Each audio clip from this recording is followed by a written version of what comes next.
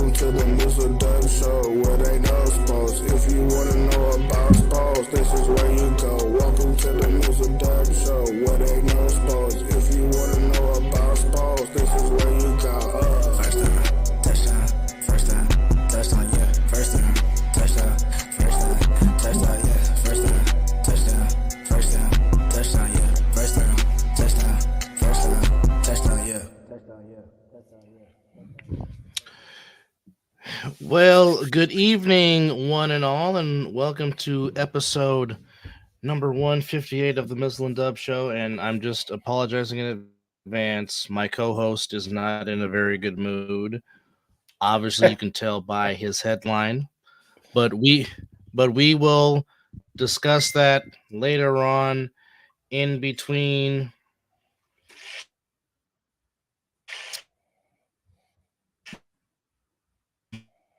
the show. But first, before we get into talk about what happened in my job earlier, there was another version of Championship Sunday that took place, and I don't know why I can't get the doggone. Okay, I guess my doggone mouse is frozen. What the heck? Okay, there we go. Good grief. Trying to get to banners and whatnot. Anyhow, technology just wants to be an a-hole right now. But anyhow, we did have the A7FL did have their own version of the playoffs, and that's enough for that. We had our own version of Championship Sunday.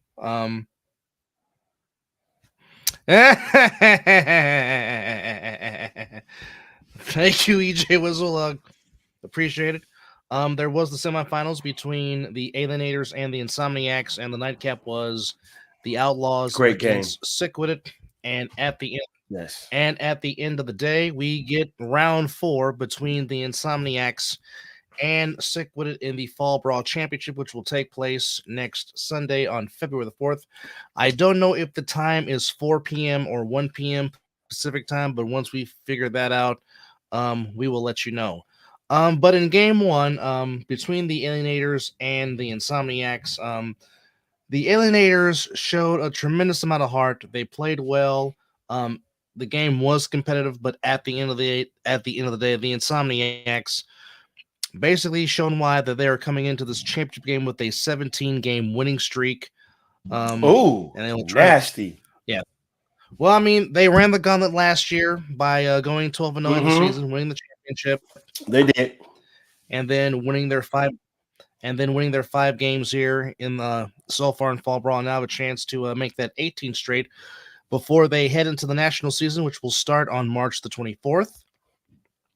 As the road once again begins to see if the Insomniacs can be the first team since the Patterson U did it in 2019 and 2020 to go back-to-back, which is the only team that has done that in A7FL history. And, yeah, it's only happened one time in the 10-year history. But going back to the Alienators and the Insomniacs, first off, although be it in a defeat, Ronald Gaither had himself a fantastic game returning the ball. Yes, he did.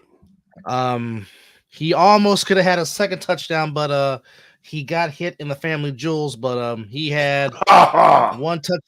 He had one touchdown for return, and he had over 200 plus yards on the 3-on-1, averaging almost 50 yards a return. He finished, I think, having 5 returns for 242 yards and 1 touchdown. And of course, Jaden Webb, the fantastic receiver for the Alienators, he had 3 touchdowns, caught a 2-point conversion and a 3-point conversion.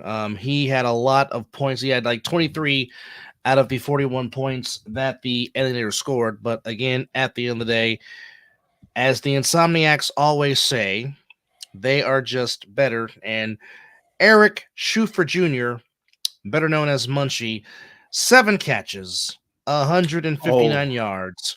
Not 1, not 2, not 3, but Munchie had the sombrero and shot the arrow 4 times as he found the end zone 4 times. But I think for me, the one he caught at the corner of the end zone, that ball placement was just perfect. And just for him to put his 2 feet in and make the catch, it just made it look like it was an NFL catch. Just made it even more better. But the ball placement, I can't think of the quarterback's name, what you guys call him, but Scott it was Hamilton.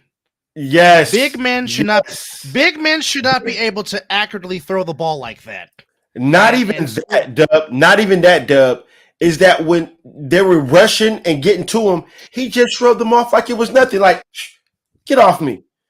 You know, that was the most not embarrassing, but it was like they was getting to him, but he was like, little man, get off me. Get off me. It was almost like in the defeat, how Lamar Jackson threw that one of those touchdowns to Zay Flowers, where they had him all wrapped up, and then he just got it up out of there.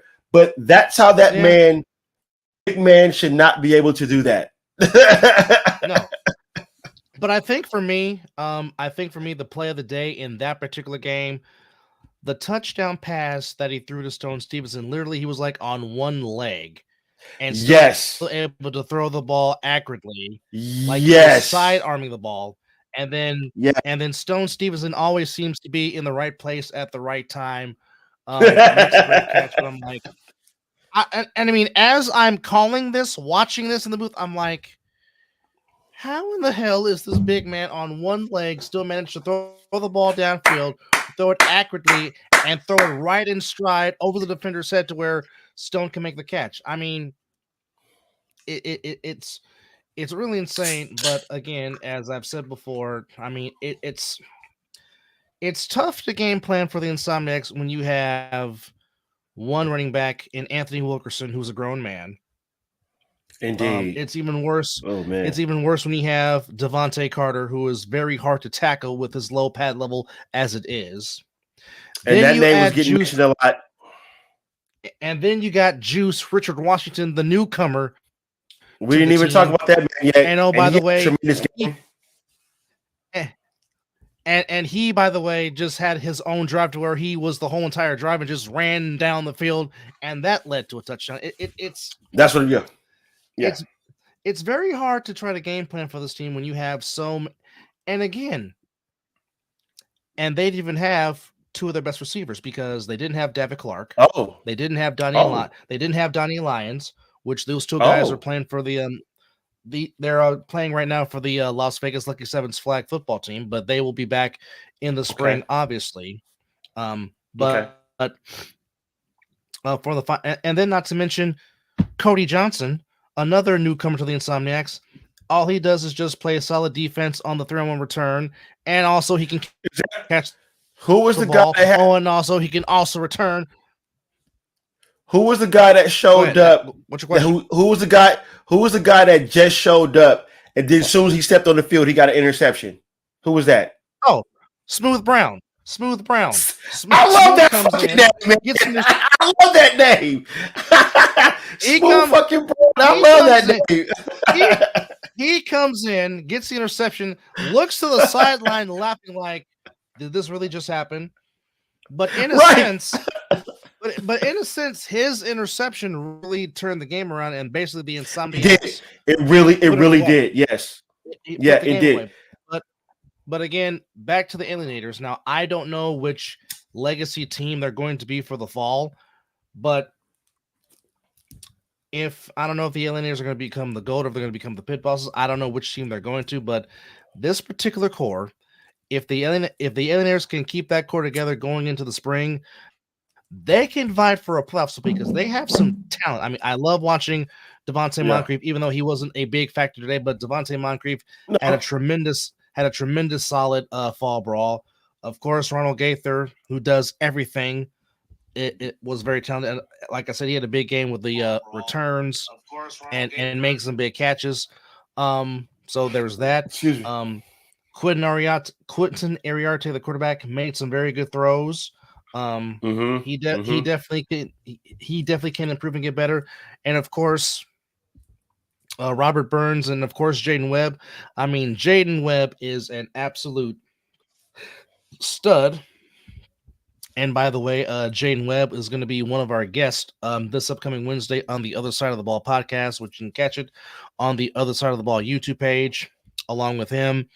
Devontae Carter and Big Kenny Mack from the Insomniacs will also join us this Wednesday on the Other Side of the Ball podcast. You can catch that Wednesday at 5:30. You guys got a nice cast for this one, especially with a couple of guys who participated in this game that we're talking about. So that'd be nice. I can't wait to hear them talk about this game because this was a tremendous game and everybody had and there was one, I can't remember if you remember, but I sent you a text, but it was one guy who went down the sideline and he stiff-armed the living life out of this one dude. And I was like, oh my God, is that Derrick Henry style right there? He just baptized him with that stiff arm. I can't remember. I might have to go watch that game and find out where it is because I know what you're talking about. I just don't remember who did it because for anybody that's watching that is new to the show, if anybody is watching that's new to the show, we're talking about a 7-on-7 tackle football, no pads, no gear. Well, basically a mouthpiece, but no helmets, grown ass men out there playing street football like we used to play on the gravel. But this is as you can see, A7FL. Check them out on YouTube. Please go subscribe. My brother does commentary with a couple of excellent guys that we need to get on, especially the Viking. But yes, please go and subscribe to A7FL and listen to my brother and his co-host talk about good football. It is a tremendous program to watch, and I now watch it and love it. So continue, brother, please. Well, like I said, and for those that are watching, and if you're wondering how you can get involved, go to acenfl.com. It has all the information on if you want to become a division owner, like Derek Duncan is, amongst other things. If you want to try to get into this league, because this league continues to expand, there's another team that is opening up this season in Indianapolis, the High Octane.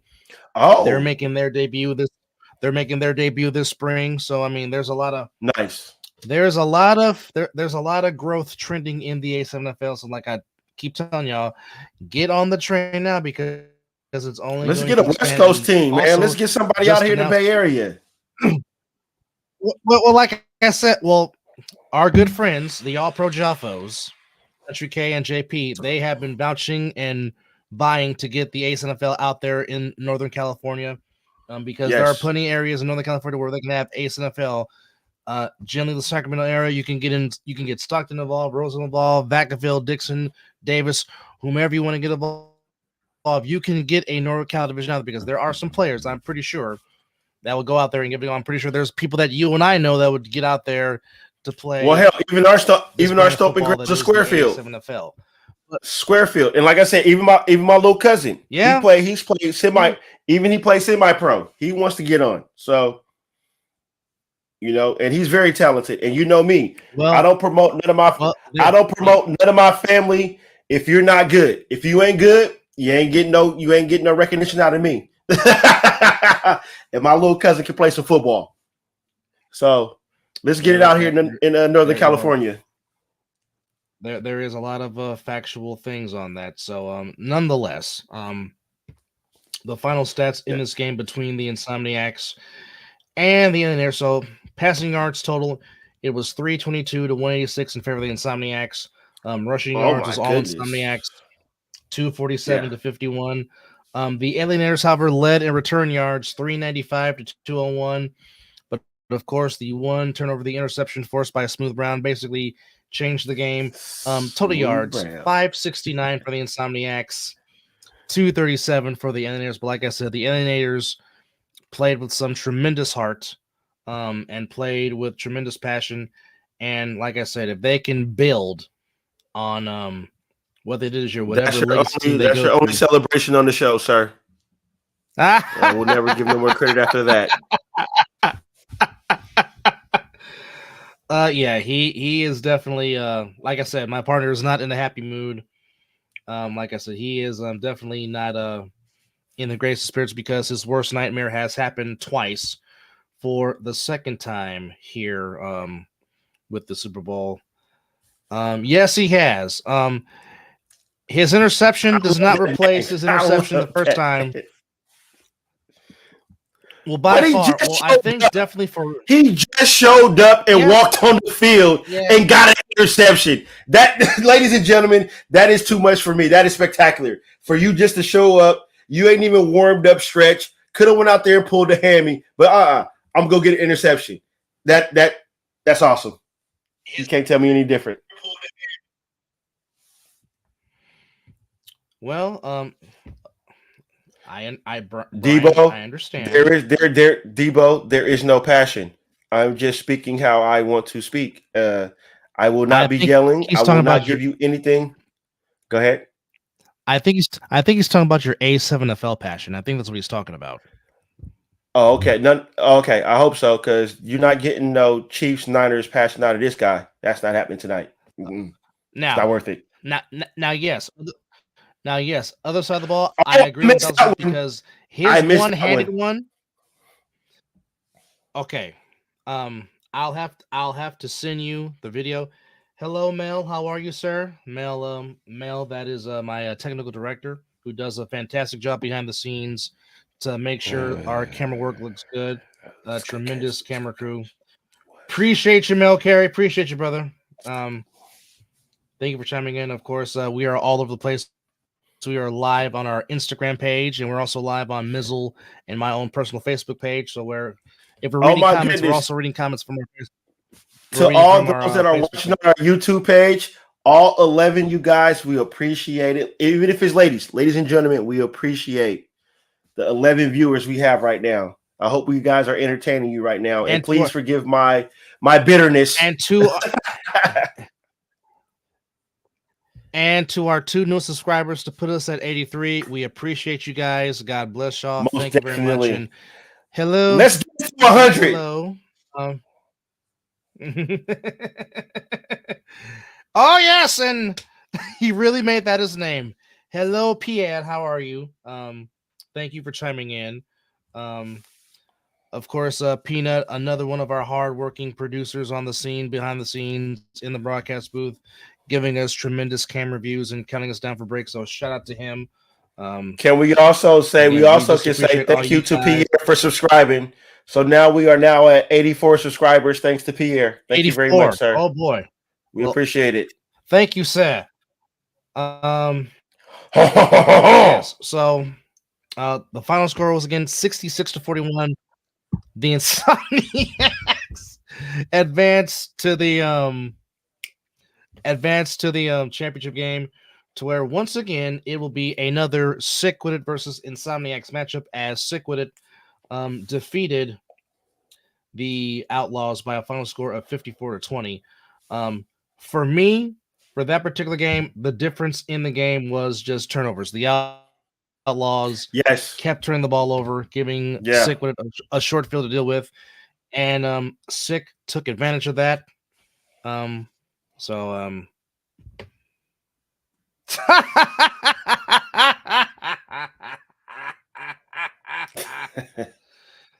That's outstanding. Good grief. But anyhow, in that game, the final score was 54-20. And I mean, first off, the athleticism that Trey Robinson has is absolutely ridiculous. Yes. He is a walking threat he is a walking threat anytime he touches the football.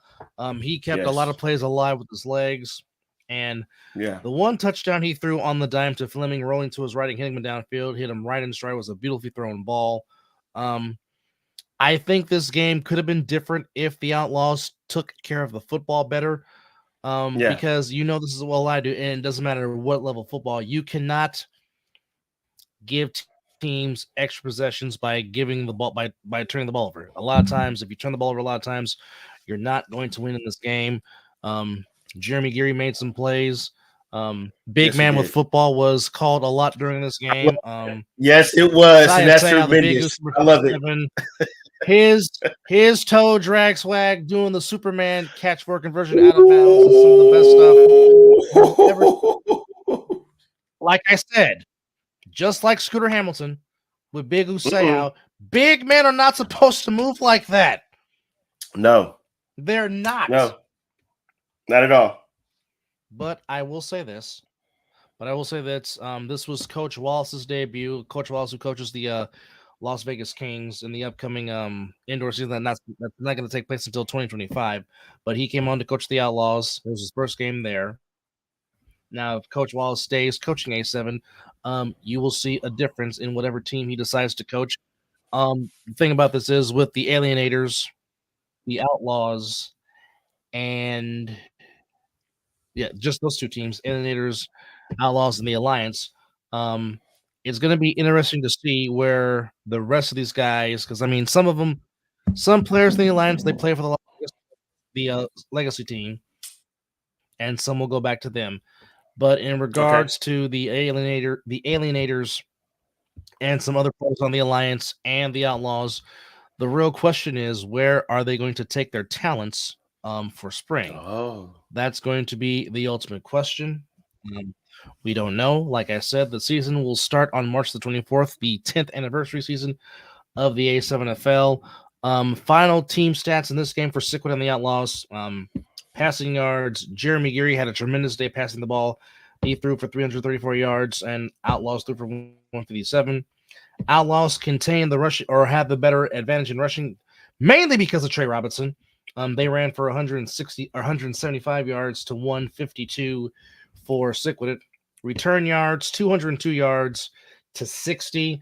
But like I said, when you turn the ball over 4 times, you really are not going to win many games.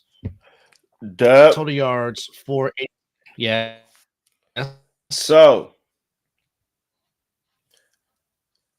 insert coins just added themselves to our page. So we are now at 85. We appreciate the subscription. Oh, wow. And we hope we entertain you. So we just gained 2 new subscribers live on the Mizzle and Dub Show. We appreciate it. Yes.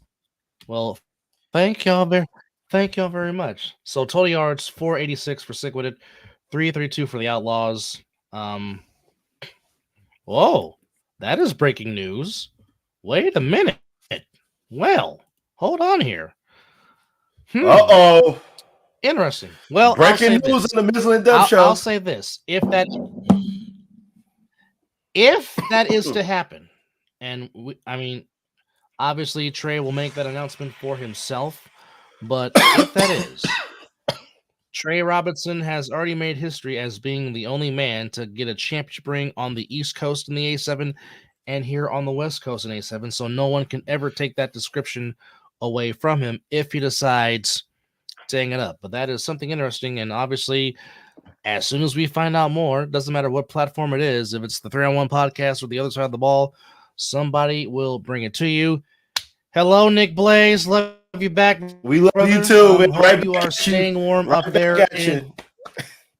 Hopefully you and Mama Blaze are staying warm up there in cold ass Reno with all that snow. I don't know how y'all do it. I really don't know. Indeed. But it leads us to round 4 between Sickwood and the Insomniacs. The Insomniacs have won all 3 meetings.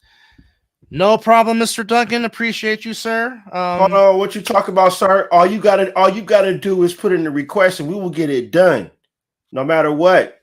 This platform is for everything, and you know that. Whenever you need us, brother, we will do it. Anytime. And hello to our good friends, the All Pro Jaffos. As always, good to hear from them. Also, please subscribe to them. That's their page, the Pernita Brothers Productions on YouTube. Please subscribe to them. Let's get them up. Get them numbers up for them. For sure. Get them numbers up. Don't forget to catch their show on Tuesday, to where they will do their own recap of the playoffs on Fall Brawl, and also they will talk to Corey Price, CP3. On Tuesday to also talk about more A7FL, so please check them out. Also, don't forget this Friday on the 3-on-1 podcast. Don't forget they will talk to Anthony Wilkerson. He'll be a guest on the show, and also they'll be doing their own top 7 of the top running backs in the A7FL. So please check those guys out on Friday. That should be a good list. Podcast. That should be a good list because you got a good preview of it today. Yeah. But there's also some very good running backs in the Northeast. Also, can't forget that Yes, Patterson yes, has some tremendous backs. yes. BIC has tremendous running backs. So please check that out on Friday with the 3-1 podcast. So round 4 between Sickwitted and the Insomniacs. The Insomniacs have won all 3 games. Now again, as I always say, it's not a rivalry. Hello, Mr. Cox. How are you, sir? Welcome aboard. Welcome. Thank you for tuning in. Now some would say that the Insomniacs might be living rent-free inside Sickwitted's head, considering how the last couple of games Sick and the Insomniacs have played. I don't it know. hasn't turned out Sickwitted the might way bring that it this Sick wanted time. to. They might bring it I'm this pretty time. sure this is the opponent that Sick wants. Of course again, it is. They've done everything else but beat the Insomniacs. Exactly. This at is the why same this time, matchup makes it for a good matchup. But at the same time, for Sick, but in this instance, can Sick finally put it together and find a way to get over that hump? Because the only thing that's preventing Sick from getting over that hump is the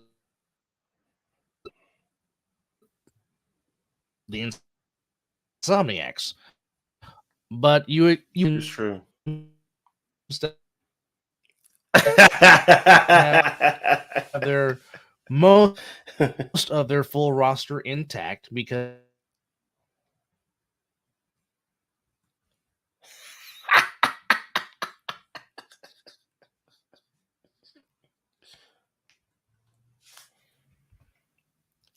that is a valid point. That is a valid point. But it's very hard because the Insomniacs defense on the 3-on-1 is second to none. I mean, yeah, you'll get some yardage on them, but it is very hard to score on them. You know what, Derek? You know what? You can call it Ronald McDonald. You can call it Hulkamania. You can call it even Niner colors for all I care. Stop making fun of my mic, dadgummit. I know you're upset that my team came back to beat your team, and I love you. And by the way, it is not a one-year fluke for the Lions. You guys are on the right track. But dadgummit, I love leave my microphone alone. I love it. Anyhow, before you continue, I'm more impressed that he said the McDonald's Wi-Fi. If anybody knows about McDonald's Wi-Fi, you got to be in the parking lot to get their Wi-Fi. You know what, Debo? Maybe, Debo, you need to go take another 30-minute walk. Dadgummit. Good. Now you got the comedic side of Mizzle to come up because now he can't stop laughing with your comments. Leave my microphone alone. Anyhow, bring that shit. Anyhow, if I have to make a prediction, I'm still picking the Insomniacs because, as I say all the time, and of course you know this, as Richard Morgan Fleer always said, to be the man, you have to beat the man.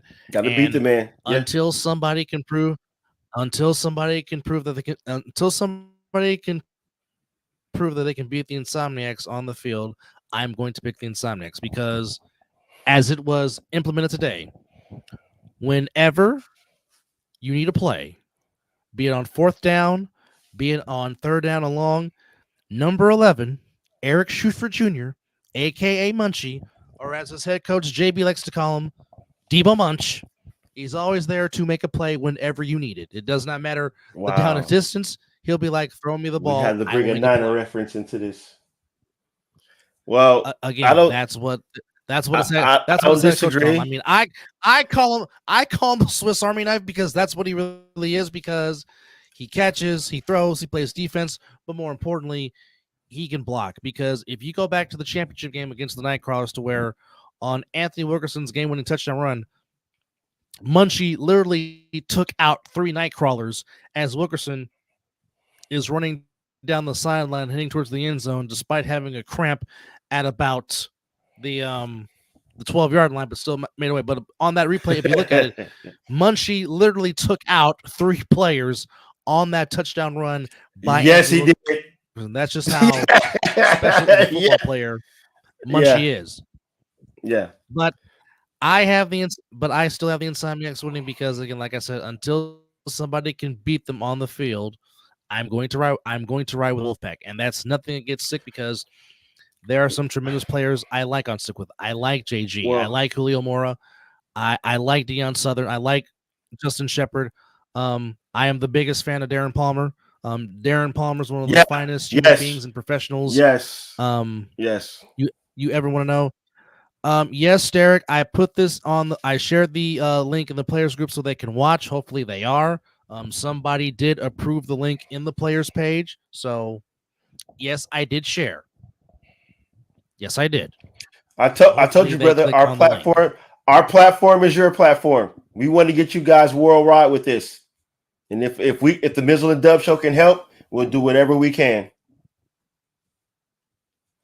But to go along with your pick, I want to be like, you're right, but I want to make this pick like you guys are, I gotta pick a team to catch up to you, even though I do love the Insomniacs, but I want the underdog to win this one. So I'm just gonna go with Sick with it. So maybe if they do win, we can come back on the show and I can be like, ha!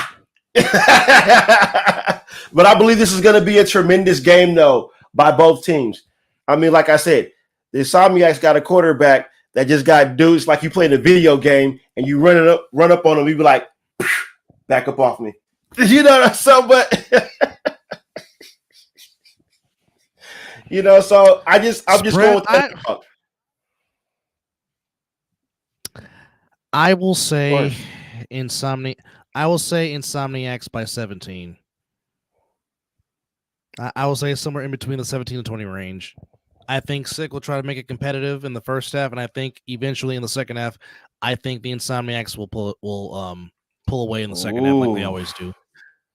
Ooh. Because the Insomniacs are always. He's not a better hip tosser than Ricky the Dragon Steamboat, but he's right up there. Ricky the Dragon Steamboat still has the best hip toss known to man. I'm just saying. But yeah, Scooter Hamilton should not be throwing dimes like that and hip tossing people. Well, I guess I gotta pick the spread since I picked the Sick with it to win it. I will have to agree with what Casey Cox said, even though it's 3 in favor of the Insomniacs, but I can say about maybe in that range with Sick with it. I'm just going to upset. I just love watching the sport. It's tremendous just to see what these grown men can do and to get the support that's coming out for it. So I can see, but it's hard because the Insomniacs are just so tough and physical, and when they need to make the right play, they do. And that's it's hard. But I'm gonna love watching this game though. But hold on, let me get back to what we got. We got a lot of commentating going on right now. Let me make sure everybody gets their love. Oh, yeah. And sometimes I like going with the underdog. That's just me. But I wouldn't be surprised if the Insomniacs just run away with this game, though. I wouldn't be shocked. First off, on the Facebook page, like hello Josh. I like that. Hello JP. Hello Mighty Quinn, fellow Sagittarius, and hello Scooter Hamilton. How are you? Thank you guys for chiming in on the Facebook page. Agreed. So Derek has said the Josh is going by 15.5, and yes, I said by 17, and Casey says by 3. So I guess Mr. Duncan is taking wagers. I'm going with KC with that, but just in the favor that I'm going with the upset. He says he's going. Well, he wants to go with Joe Namath, so there you go. But yes. Again, for those that are chiming in, we are doing our own little recap of what happened in the ASNFL. In the ASNFL's version of Championship Sunday, the Insomniacs beat the Alienators to 41, and Sick beat the Outlaws 54 to 20. So thus, we get round 4 of the Insomniacs and Sick The championship game will take place. You can watch that locally in Vegas on Fox 5.2 and Cox Channel 125. And of course, everywhere else you can watch it on Caffeine and ASNFL.tv, and of course YouTube. I don't know if the time will be set for 1 p.m. or 4 p.m. We will get an official word about that as the week goes on, but it will be round 4 for the Fall Brawl Championship of ASNFL between the Insomniacs and Sick yet again. So Mizzle's on record. He's going with a joint name with Upset. He says he is taking E40's record label. And of course, I am going with as he does the Joe name with number 1 of Super Bowl 3. I mean, like I said, we shall see what happens, but it should be a fantastic game. I'm hoping for a fantastic game.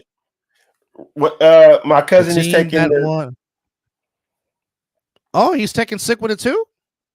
Oh, there we go. Interesting. No, wait, the team that won in the second game, not the because that was Sick with it. Okay, so in the second game, with me. Let's go, cousin. Oh, turning the ball over 4 times definitely was the doom for the Outlaws because, as we said, yes, Trey Robinson kept making plays with his legs, keeping drives alive, getting positive yardage. But again, when you put the church's money on the ground, you can't do that. Especially when you're trying to. You can't do that. All right. Thank you, other side of the ball. Okay, EJ Wizzle. This next comment that we're about to show, this is a question directed at you directly, so you have to answer him. So. Oh, he already did. Here we go. There's your question, EJ Wizzle. No, he already answered. There it is. No, no. Derek is asking: are you taking the points or the outright win? Oh, okay, you cousin. That is what Derek is asking EJ Wizzle. Okay. Let's see what this. As we await his answer. So again, yes. I don't know if the time is at 1 p.m. or 4 p.m., but please spend your February the 4th with us on Fox 5.2, Cox Channel 125, a part of the Silver State Sports Entertainment Network, and of course, ASNFL.tv and Caffeine TV, as the Insomniacs and Sick will play for the Fall Brawl Championship, and then we will come back for the regular season, the national season, at March the 24th. So, okay, so as it stands, we're looking at a 4 p.m. throw-off start, 4 p.m. Pacific Standard Time, and supposedly we might be getting some ugly weather for that day. Hopefully we don't, but we shall see as time progresses on that. But again, 4 p.m. On 4 p.m. Pacific Time, 7 Eastern, and again, the Insomniacs Sick with it should be a fantastic game. Hopefully it's a fantastic game. I know Sick with it is tired of seeing, or the Insomniacs are tired of seeing Sick with it, but here we go again. Round number 4. And yes, two-hand touch flag football in the Pro Bowl is boring. So please come spend your Pro Bowl Saturday with the ASNFL to where we actually do tackle without pads and helmets. Only thing is you have to have a mouthpiece or you don't play. All right. So now we will switch over to the other side of because there was some other championship games. Okay, so you're picking Sick with it to win. Do you have a prediction of how much they're going to win by, or you're just going to say they're just going to straight up win? That's what he's asking. Yeah, because I picked them to win and win them by 3. That was my prediction. So what you got, cousin? All right. As we're switching over to talk about the league that wears pads and helmet, because there were Do they 2 really? games today to decide who will be coming to Las Vegas, Nevada in Super Bowl 58. And we will start off with what took place earlier today in Baltimore, Maryland, where Mizzle's first worst nightmare came true, to where his bitter rivals for the 4th time in 5 years. As Orange Cassidy makes his appearance for the first time tonight in Baltimore, the Chiefs did just enough to hold on to beat the Ravens by a final score of 17-10. And EJ Whistle says that Sick With It is going to win by a touchdown. So there you have it. Okay. There you got it. So back to the AFC Championship No fun games. league. Yes, right, Casey Cox. No fun league. Well, it's definitely not fun for my broadcast partner, because he is sick to his stomach yet again that he has to see this twice in the last 5 years. But the Chiefs had enough to get it done. Travis Kelce had a big day for the Chiefs. You had your time on the show, Debo. That's it.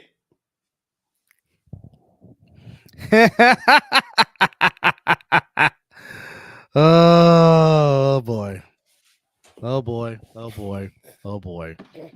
That is really how he feels. The Chiefs beat the Ravens by a final score of 17-10. As I said, it was a big day for Travis Kelce. 11 receptions for 116 yards and 1 touchdown. Zay Flowers had a tremendous game, 5 catches for $115 and a touchdown, but at the end of the day, it was 2 costly turnovers by the Ravens, both in the red zone, which could have led to scores, but it did not. And the Chiefs, who were shut out in the second half, they scored no points in the second half, but the Ravens can only mustered 3 points in the second half, and the Chiefs did just enough to beat the Ravens 17-10. If you look at it, the Chiefs really did nothing spectacular. They were very good on third down conversions. No. They were 8 for 18. They ran 73 plays. Mr. Swift was just open. Yeah. I don't know how that fucker gets open, but Mr. Swift was just open. He's just open. You're not wrong. Mahomes was 30 of 30. Mahomes was 30 of 39, but he only threw for 241 yards and just the 1 touchdown. But again, the 1 interception by Lamar Jackson and the fumble by Zay Flowers, triple they coverage. were the two differences in this game. And oh boy, Debo's on a roll today. But Dub, what did I say to you before we were talking? I said in the regular season, I understand what Zay Flowers was doing, but this is to get to the ship. Mm-hmm. It's 2 hands on the ball at all times. Every yard counts. Yeah, every yard counts. It's 2 hands on the ball no matter what. I get his aggression though. Nothing. I'm not taking away from his aggression. Not at all. Regular season, you saw that aggression. To get to the goddamn ship, 2 hands, and I'm trying to get in there. I'm not reaching out there like that. Yes, Mr. Swift did do that, but I'm still not going to call him the greatest of all time. He is not Jesus in cleats. Jerry Rice is Jesus in cleats, and he's a Niner. And I'll be damned if I ever give a Chief more credit than a damn. Wait a minute, that's a double standard right there. Fuck both of them, by the way. But I'll respect Jerry Rice before I respect Travis Kelce. I would live with first and goal. You know what, Derek? I can see that, but I respect it more if he would have tucked the ball and it got punched out than reaching. To me, it's you're showing that you're somewhat trying to care. I mean, I know what he was trying to do. And the young man is probably going to live with that for a minute. But tucking the ball, to me, is showing a little more than trying to reach out, because it's easier to punch it out if you have it out. It's not, you're not cuffing it. And I don't have to explain that to you. You know about football enough, so I'm not going to, didn't even go there. Go that route. Are you making reference to who will have more rings between Travis Kelce and Jerry Rice? Is that your question, Derek? No, well, shit. Jerry got how many? 4? Three. Jerry and Travis got 2? Correct. Now, see, he's trying to put me in a double standard, trying to figure out to pick this game. I'm not doing that. Well, I'm not doing that. Well, here's the thing, because Travis Kelce has hinted at, Travis Kelce has hinted at retirement, so it really depends on how long Travis Kelce plays. Because I will say this: as much as people can't stand the Chiefs, and there's a lot of people that can't stand them. This is, well, you can't stand them all your life because you bleed silver and black, so I get that. I'll say it like this. As much as people don't like it.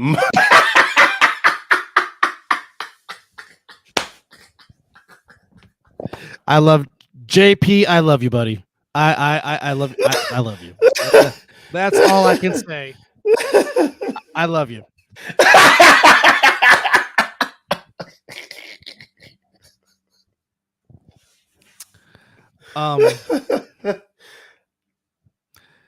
The Chiefs are in their 4th Super Bowl in the last 5 years.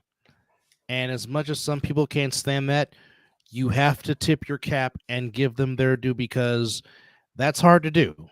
I mean, the Bills did it 4 consecutive years in the 90s. And I know they lost all 4 of them, but looking back at it now, it's quite the accomplishment to get there 4 consecutive years. Even if you lost all 4 of them, the fact they did it 4 straight years, it's hard to do. Yeah. So for the Chiefs to do this, to get there 4 times in a 5-year span, if they win, possibly, because like I said, in this day and age in football, especially with free agency, something like 3 in a 5-year span would be considered that, because like I said, it is hard to keep teams together as they are now. And yes, they have to get 3 first, and it's not going to be an easy task because the team that they will be playing hasn't finished business. But back to the AFC title game, like I said, the Chiefs can't win the Super Bowl if they score 17 points against the Niners. That I will say firsthand, because like I said, this Chiefs offense is not the same. They are not scoring at a prolific rate. I don't care what anybody says. The Chiefs still miss Eric Bieniemy, and you are absolutely right when you mention that number right there. You are absolutely correct. And that is as factual as you can get right there. And that is the doggone truth for sure.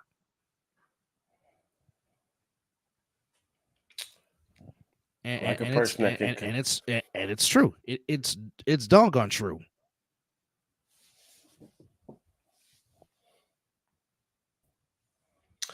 But I don't disagree with that at all. It is the doggone factual.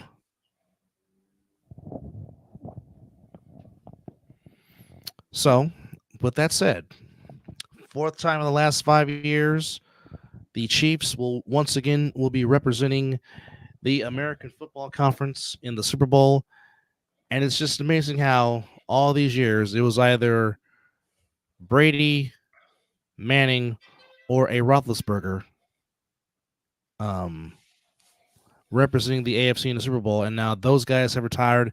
And now it seems like Patrick Mahomes has taken up the mantle, or as people like to say, Kermit the Frog is in the Super Bowl yet again for the 4th time in 5 years.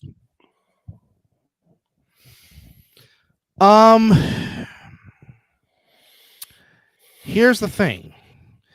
If this was the Chiefs of the previous 4 years with their offense, I would say no, they don't stand a chance. But because the Chiefs are not scoring prolifically like they are, again, that's the big factor. Again, and that's no disrespect to Matt Nagy, but this offense does not move the ball like they do under Eric Bieniemy. And again, yes, their receivers are known for dropping the ball, which for some reason they decide they want to catch the ball all of a sudden today against the Ravens. But I do love the as I'm looking at content. it, What's going on here? Yep, I love what everybody is saying right now. I love it. okay, so I agree. I mean, if you look at the most receiver catches by a wide receiver was Rashad Weiss or Rashee Rice. He had 8 catches, but Valdez Scantling only had 2 catches. Watson only 1 catch. Noah Gray 2 catches. Richie James no catches. So basically, well, brother, here's the thing: if Travis Kelce is open all the time, he got the majority of the catches. Why are you looking at anything else? Travis Kelce was open. He didn't have to look nowhere else. That's true too. He did not have to look really nowhere else. Facts. So we're talking about the wide receivers right now. If Travis Kelce is being butt-ass naked wide open, and I do not know, and he does not run the sharpest fucking routes in the world, but he just gets fucking open. I don't understand. You know where Mahomes is going. Even on third down, he does not trust nobody else but Kelce. And I'm tired of every time Kelce catches the fucking ball. Where are we looking? I'm tired of that. I'm tired of that. I'm sick of it. It wasn't this bad when Jessica Simpson and fucking Romo was doing their thing. It wasn't that bad. Damn it. But whatever. It wasn't. It was not, but it was not. If Kelce is getting open, it's going to be a problem. It's going to be a problem. But when I say this, what works in you guys' favor, because I already said, you already know I'm not picking this game. But what's going to work in you guys' favor is Tyreek Hill is not here this year. That's the only thing that's going to work in y'all favor this year is there's no Tyreek Hill. Debo, I can't stand you. I can't stand you, Debo. That's funny, but Dak. We do not promote that type of violence on this show, Debo, but we don't promote that type of violence.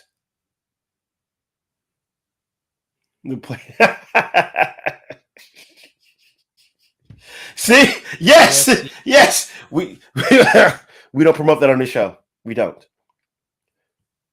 But that's the only thing I can say. The only thing that works in this Super Bowl is the Chiefs don't have Tyreek Hill.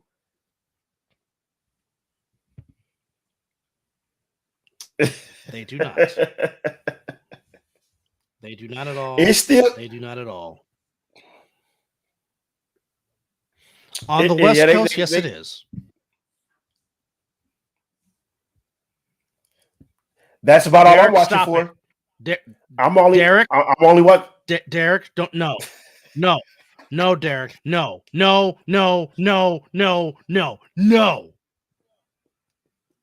Dadgummit, no.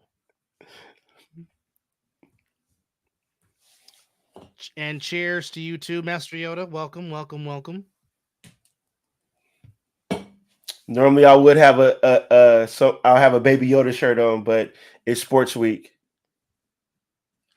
I am not for bad blood. I'm just saying, why would Usher Raymond IV want to do that when it's his own halftime show?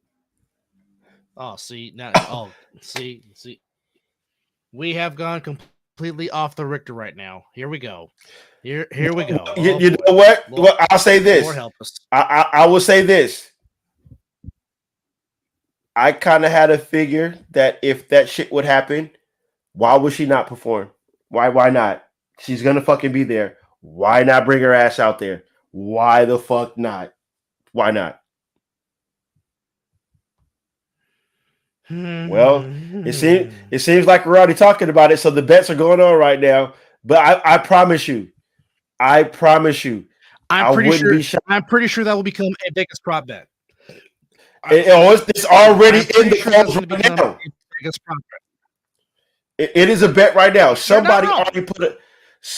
already put their whole mortgage on the line right now that Taylor Swift will make an appearance. Their whole mortgage is on the line right now. And when that don't happen, the wife is going to be whooping that husband's ass. But the whole mortgage is on the line right now. I promise you. Other side of the ball, you need to stop right now. You need to stop right now. Dadgummit, you need to stop. You are not right for that. EJ Wizzle, you need to stop. Stop it right now. You need to go on timeout too. Dadgummit. But no, that's right. There has been Devo, she will be overseas, but I believe she's going to make her way back. Wait. I bet a whopper. I'm not like you guys right now. Okay. I do not like you. Okay, Debo, Debo, I have to ask. Is it with cheese or no cheese? Which Whopper meal? You already know. You already know. Stop it. You already know. You already know what it. You already know what it. Why would you ask that question? But I need Cleophas. I need Cleophas to give me the passionate answer to that question. Oh my God! Just because his answer will make it right. There it is. Yes. Yes. Yes. Yes. Yes. Yes. Yes.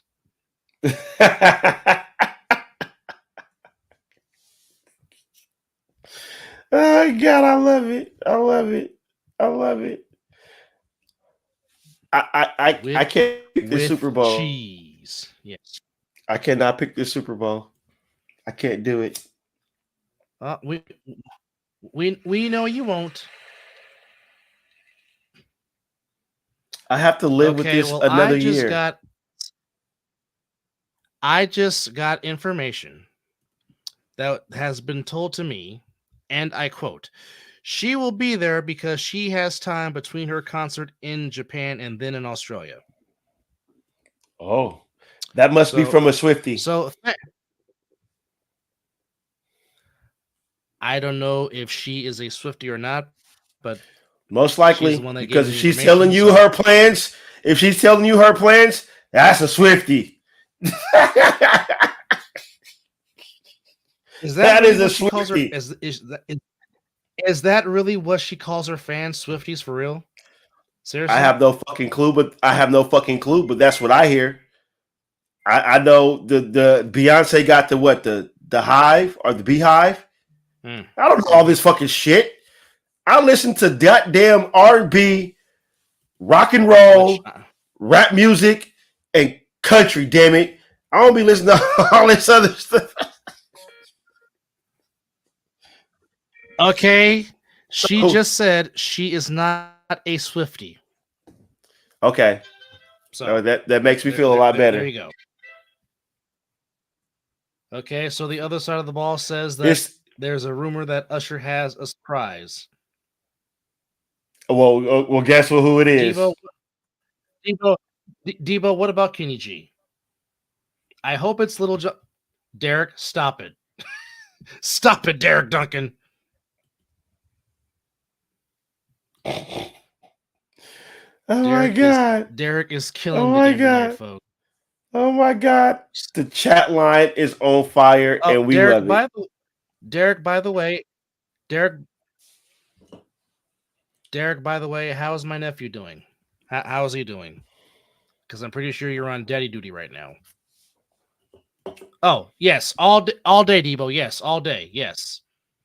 Oh,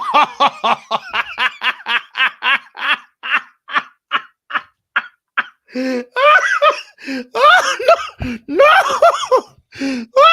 Oh no!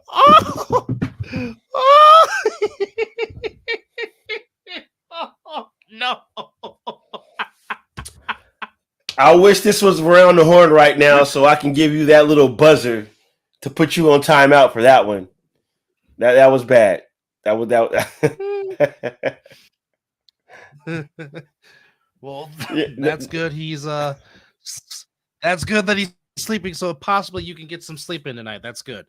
Wow. Hey, I am not the that butt hurt of my all soul. jokes Oh right my now. God.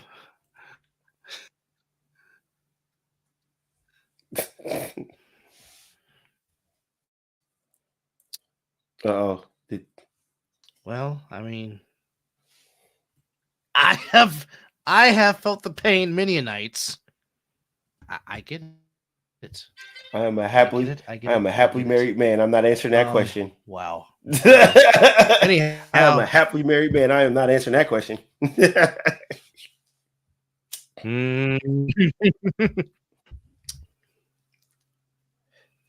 No. He says, We're I'm not not touching that.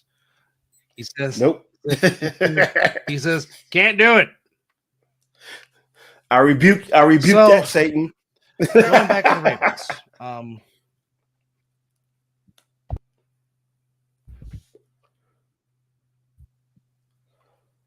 What does this do for Lamar Jackson? It tarnished his legacy. Really? It definitely well,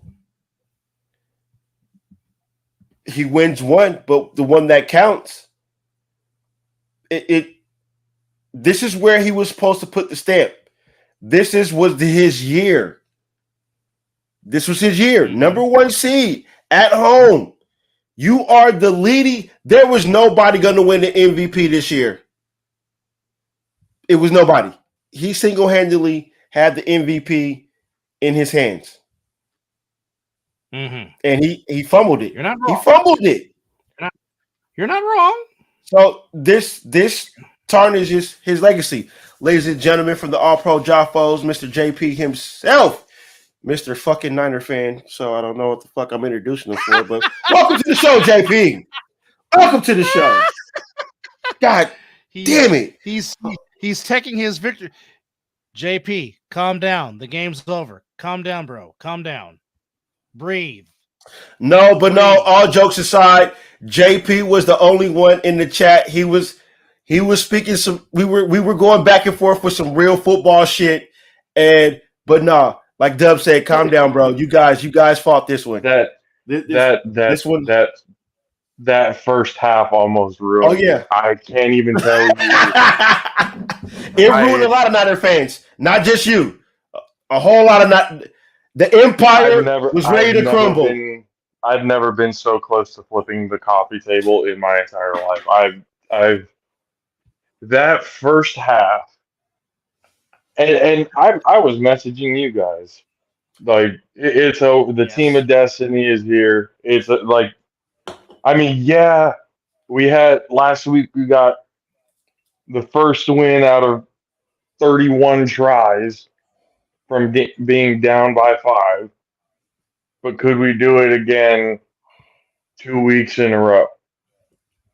And even I had my doubts because, again, looking at this Detroit Lions team, like everybody thought, oh, if it's getting away this quickly, it might be over there in Santa Clara because that stadium was fucking quiet for a minute. Well, how me and you were talking, Derek. But how me and JP were talking, we saw the Strahan interview, and JP said, "Holy shit!" And I said, "You felt that, didn't you?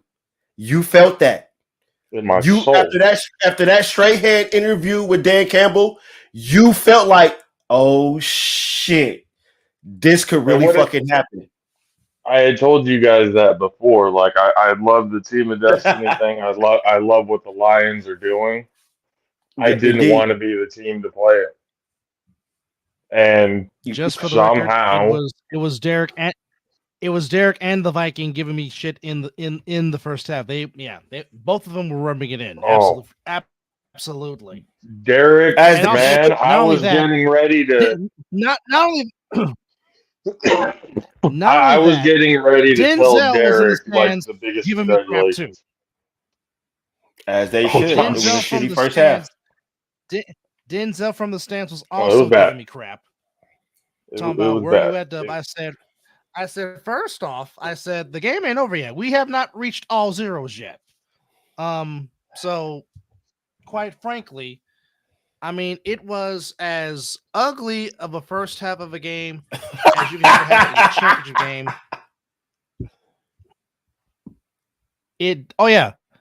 I was definitely the minority because there was a lot of cheers because, I mean, people are acting like my team was making their 4th appearance in 5 years, but it's not. It's the doggone Chiefs. We're only making our 2nd in the last 5 years. Like, we've been on the cusp, but can't get over the hump in the championship game. But, like, we're public enemy number 1. I'm like, we ain't been there for the last 5 years. It's been the doggone Chiefs. There's so much goddamn red on this show right now. I just can't take this shit. Oh, wait. I'll turn it down. I'll turn it down a little bit. I got you. Hey, you can't turn it down because you're a fan, JP's a fan, Dub's a fan, and I'm just over here like, I just want to get in the playoffs.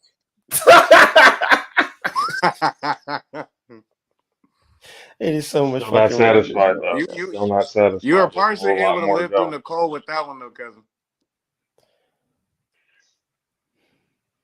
We're not going to bring my wife's team into this conversation. I'm just saying you were able to live. You were able to partially live through her with that one. So you had experience with it a little bit. It was in the family.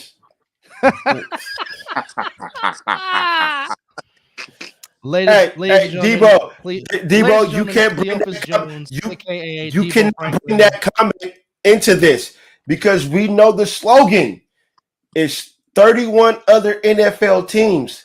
And it's the Raiders. So I don't give a damn what her team goes through. I don't. I'm just saying. I don't. Like she don't give a damn about my team. So it's that's what makes our marriage so great. honey, I love y'all marriage. Let's see. Can we throw an A7 weekend for Super Bowl Sunday? So I have a reason. I am all for that. And now watch the. Oh, come on! Don't be salty, Mizzle. Unfortunately, Casey, JP, you have to understand. During Super Bowl 54, he was the same exact way. He was like, "F the Super Bowl. I'm boycotting it. I'm only watching the halftime show," which I think that particular halftime show was Shakira and Jennifer Lopez, and that's the only reason why he even watched he only watched the doggone game. And you know what? Had to deal with Kay and the Buccaneers. I wasn't paying attention. I was smoking weed probably.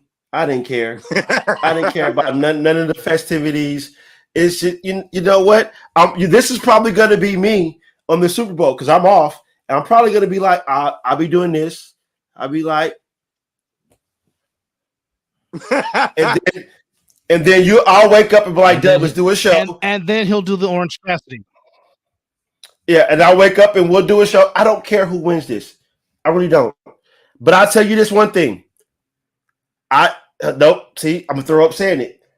Here's what I'm saying. I don't want to hear Niner fans a whole another season. So if that's saying that I'm picking the Chiefs, which I don't fucking want the Chiefs to win, but I know more Niner fans than I know Chiefs fans. So if that says something, book it. Whatever the fuck you want to say. Is it the only one you're gonna hear from is Shaggy anyway? I work for the Chiefs. Is it fair that I've been fairly humble about the team? I would like to say fairly humble. You have. I won't be as much of a pain in the ass to you, Mizzle. I promise. I'll give you a little bit of shit initially for sure. It's not the panel. Trust me, it's not the panel. It's not you guys. It's the ones that you guys see on camera. To where I gotta look at them and be like, "You just became a Niner fan because they started to win." You're not the Niner fan that I know that have been there. I asked a Niner fan, "Do you know who Jim Druckenmiller is?" They gave me a look like, "Who is that guy?" I'm like, yeah, because you wasn't there when he was there losing. You're only here because you have a winning culture. You're not a Niner fan that had that losing culture. You are that privileged Niner fan. I respect you guys because you know who Jim Druckenmiller is. I said that name. You heard what JP said? He said, oh, my God. Because you know who that guy is. Pull his you can pull my rated card or whatever. Thank you very much. You can pull that all you want. I don't want neither one of these bastards to win. But I know more Niner fans than I know Chiefs fans. Pull whatever you want. I don't care. You're not worried It's too much. It's too much red coming into my damn stadium. So if that says pull my card, whatever. I'm not going. You're not going to see me saying. You're not going to see me on this show when me and Dub do after the Super Bowl show talking about, oh, the Chiefs won. Oh, the Niners won. You're not going to see that. It's going to be, guess what? It's going to be wearing a Raider jersey doing this. No matter who wins. I don't care. So, yeah, you can pull my card all you want, guy. Ain't nobody. I feel like you're still going to watch. And I feel like it's going to be from beginning to end. Because you're going to be forced to stay up because there's so many people that you know that are invested in this game. That it's going to keep you up at night. But I don't have no bite in it, no dog in the race. Interest. Well, okay. You know what? At that point, you're just gonna be a football fan, and that's gonna be barely.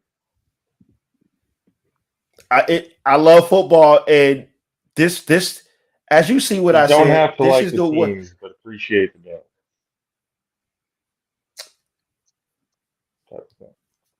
Things can change when the Super Bowl comes around. Just a dog walk, then yeah. Things change when the Super Bowl comes around because you know what? I am going to have a bunch of Niner fans in my house the day before the Super Bowl. So, whatever. I was hoping it was an L, so when they came over to the house, I could be like Stephen A. Mizzle. Mizzle A. Smith. Hell no. I told you I don't want none of that. That's not happening. That's not happening. But on some real shit.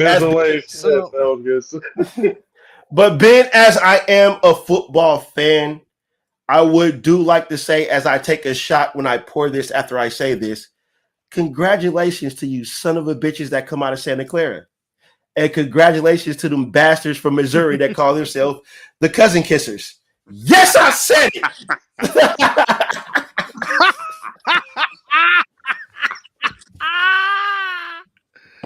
Oh, good Lord. Well, just to recap, that's a joke I heard from Twitter. That's a joke I heard from Twitter. I don't support that shit. No, all jokes aside, but no, congratulations to the Niners and the damn Chiefs from Missouri getting to the damn Super Bowl and bringing all that red to damn Vegas.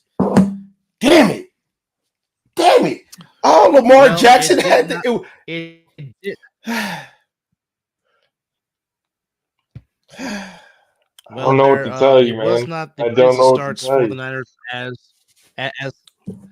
as the Lions got off to a tremendous start, had a 24-7 lead at the half,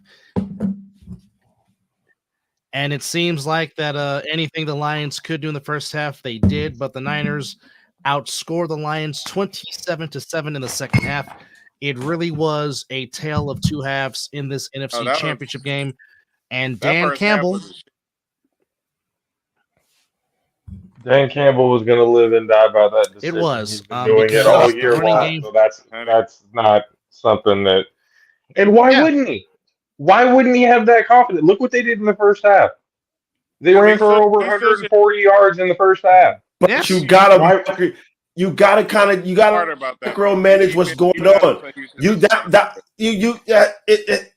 Your defense was playing well. Get the damn. Now I say this: the end of the first half. He should have won it on fourth down instead of taking the field goal. That's where I felt like he should have went for it because the momentum was on the Lions side right there. And he just missed Gibbs by this much. I think if they went it on fourth down before halftime, they might have scored a touchdown. But the other 2 fourth downs that he called in the second half, that's 6 points you took off the board. It may or may not made a difference, but that's 6 points and your defense was still playing good. Hey, Mizzle. Yes. Mizzle, real quickly. Yeah. We are now at 89 subscribers. Oh, shit. Damn it. We need 100. We need 100. Get them up there. And, Get them up there. and by the way, if you're just now joining this show and you're a new subscriber and watching, thank you, number one. But if you go back in our archives, we did a football preview show where JP was a part of that show. I picked the Niners to get to this Super Bowl. I'm talking all this shit now, but if you look at our show, You did. I picked the Niners to get to the Super Bowl. Just what I saw, what happened last year before Purdy got hurt, and everybody was like, if that, this to the third. And I was like, okay, let's see if Purdy stays healthy the whole season. Here we are. So this is just not me. I'm not hating on the Niners. Well, yes, I am. But I picked the Niners to get to the Super Bowl, but in my DNA and being a Raider fan and not liking the Niners fan base, this is what you're going to get out of me. I'm a mess, but I'm also going to give the Niners credit. Again, it's a the love-hate same relationship. way. It's the same way, kind of like how Kay is. Most of the shit that he gives me, it's like it's not mostly on the team; it's a projection of the fans. He's 100%. really over the fans at this point in time. And I have gone. It was some of the things that have been put out and said and done. I'm like, good Lord, we're getting ahead of ourselves here. We're calling ourselves a champ before we're the actual champs. Like last few times we made it, we got embarrassed. Honey. Like Honey. that's like we're not gonna sit here and act like we've done shit yet just because it's the NFC Championship game. There's revenge involved in all this shit. There's a different type of motivation. There's If a they third. lose this one, Should at this, that's what I'm saying. Like I've given you guys the little superstition things about the whole music videos. You know how I stand on that shit. On the music videos. It hasn't caught up yet. But we have a chance to break the curse in 2 weeks. Like the Red Sox breaking the curse, you're breaking the Bambino curse. We're breaking the curse of the Bay Area, putting up music videos before we've even held up a trophy. Well, not just it's that. gotta happen. It's gotta happen at one It's point. deeper. It's deeper than that. It's deeper than that because if they somehow manage to bring home number 6 to join the Steelers and the Patriots at the table, it will also be breaking the curse of Eddie DeBartolo Jr., and I will explain why. There was an article that I posted on my page earlier this morning talking about the team moving from San Francisco to Santa Clara. And it goes into detail how the Niners were going to build a new 75,000 seat Candlestick Part 2 on the point where Candlestick Point sits. And it was going to be shopping centers and housing and all that. That wasn't going to happen at Hunter's Point, bro. You three that guys. That was not going to happen at Hunter's Point. That was not going to happen at Hunter's Point. Yes, yes, it was. Yes, it was. And I'm going to tell you why. So they was going to, what's that word?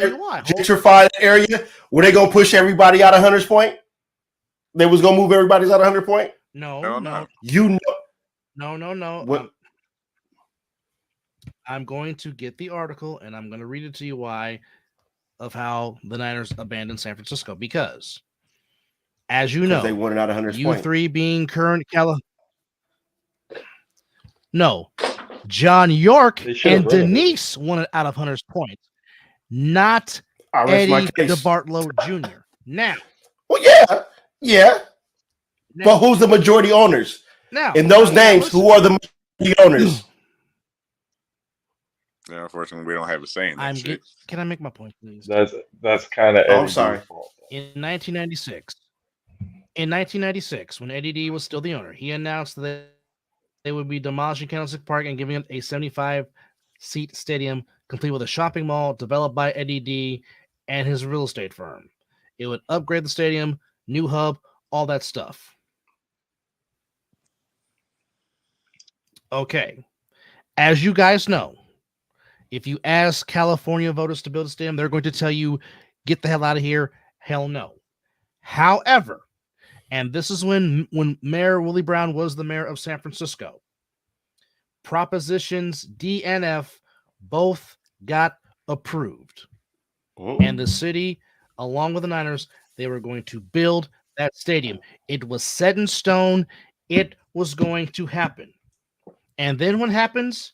Eddie DeBartolo made the biggest mistake he could possibly made and messed it all up when he had that Louisiana license boat scandal with Louisiana Governor Edwin Edwards. And he had paid $400,000 in bribes to get a riverboat casino license. He pleaded guilty, and because of that, lost his team to Dr. John and Denise. And John and Denise could not wait to get out of San Francisco. Not Eddie D. So that's why I say it's the curse of Candlestick / the curse of Eddie DeBartolo Jr. Because if Eddie D did not do that with the Riverboat license scandal, there will be Candlestick number 2 sitting on the site of Candlestick 1. And that is a fact. Hence why they are now the Santa Clara 49ers as opposed to still being the San Francisco 49ers.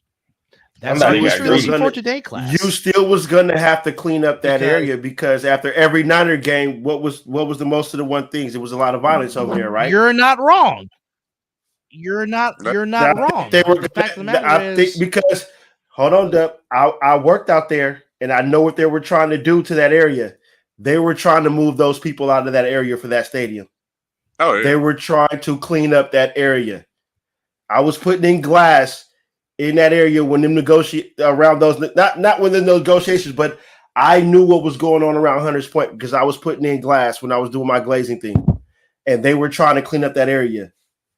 And like you said, I agree. He probably had it in place, but it was something in that contract that had to do around that area because you knew what happened after every game. Hell, when my team came there, I think you guys killed one of my fans that came there. If I'm not correct. That part I don't remember. I remember when I went for the game. Yeah, I remember for that one. It was a few years back. It was in his car, right? They had that universal band or whatever on the game. It was right. That what band that from band when it was. Yeah, it was. I was at that game. When we were leaving the stadium, we were in the car already on the way home, and then the police were fucking everywhere. I was like, oh shit. Well, and it sucks because there were fights on every inch of the stadium.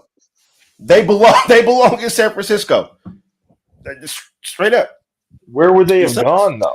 Where could they have gone? They were the city's first professional sports team. Yeah.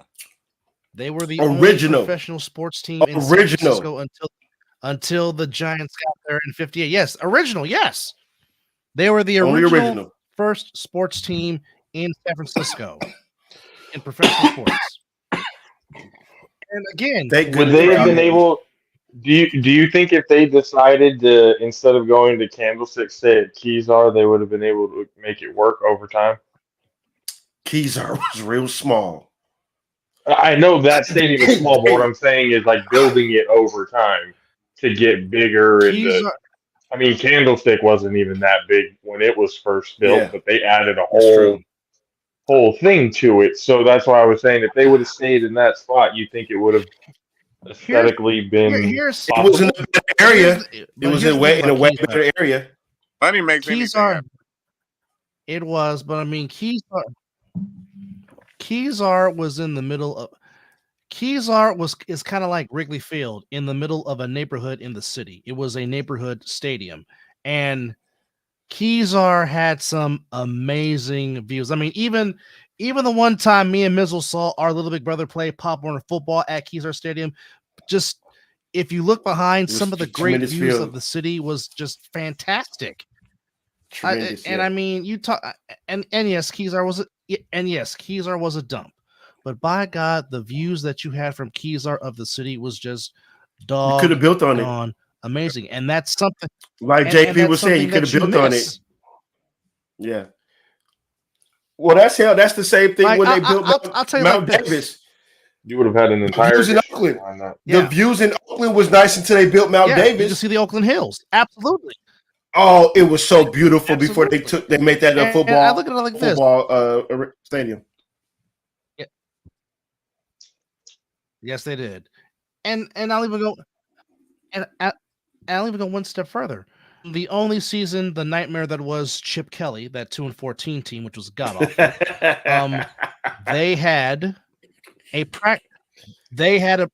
they had a practice at Kezar Stadium, and Kezar Stadium was so filled.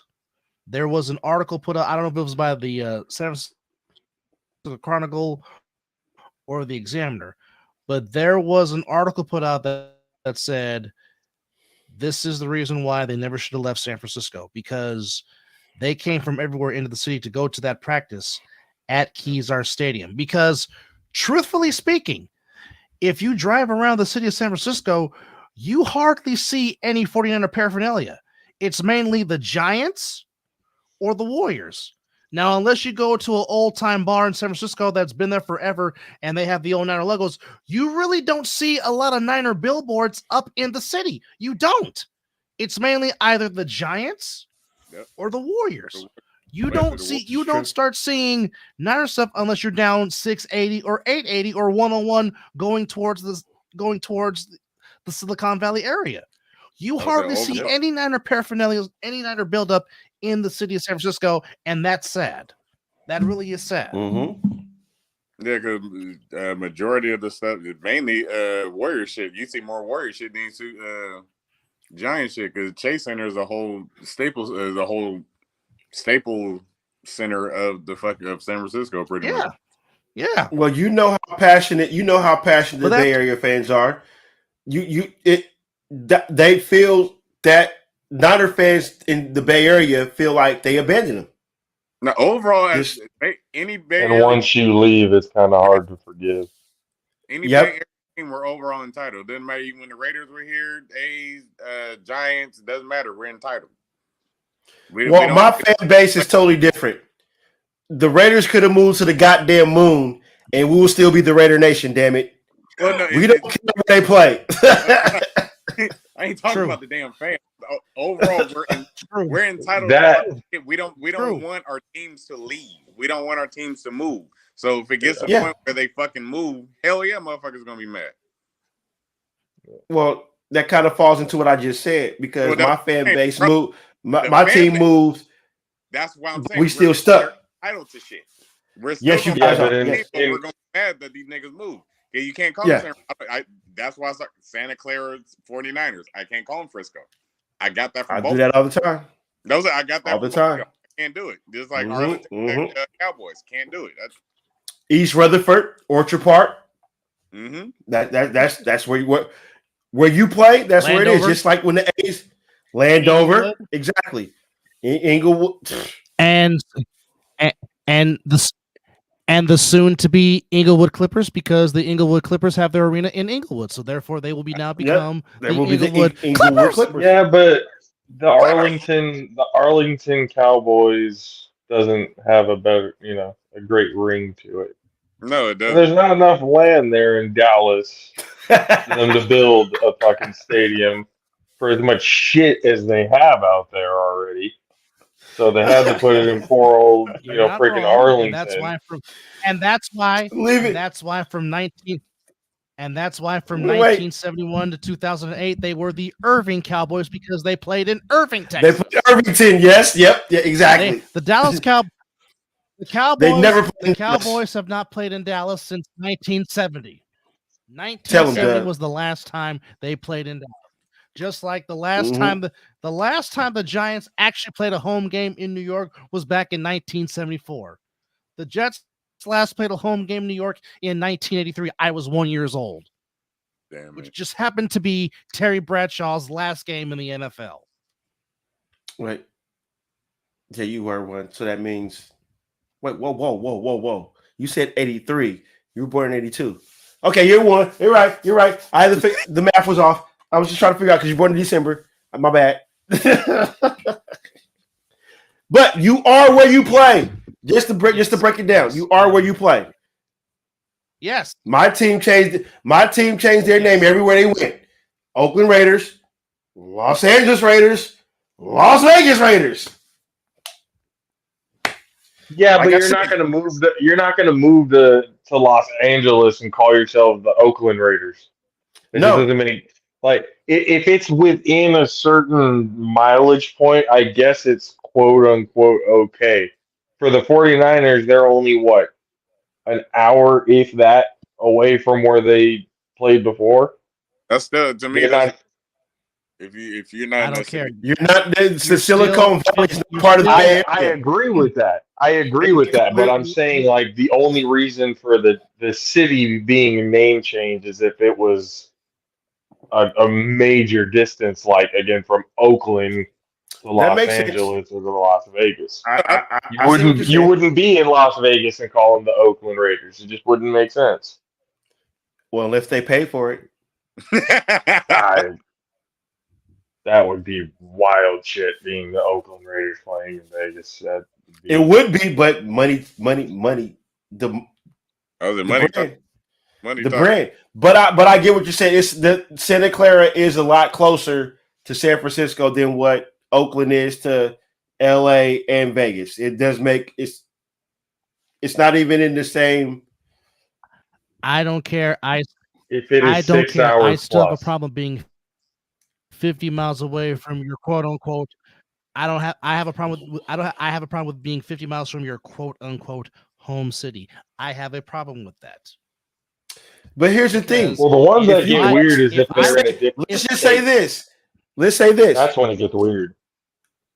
How does that? It doesn't feel right if you win the Super Bowl and you claim it that you're going to have a Super Bowl parade. And it's going to be in Santa Clara and not San Francisco per se. I thought they were going to have it in San Francisco. They're going to. That is ridiculous. And everybody's going to pack the streets as if they've been there the whole time. Yep. Let's not act like this isn't going to happen. That is ridiculous. Let's not act like the bandwagoners, especially the ones who were like, oh, I'm never going to root for this team again because they left. Best believe they will be in the streets celebrating with everybody else. And I say this. I will feel bad for the city, but this is just me being a fan. If the Raiders were to win the Super Bowl and they hosted that parade in Oakland, nobody will not feel bad about that parade. No. Nobody would not. I will feel bad for Vegas because that's where they play.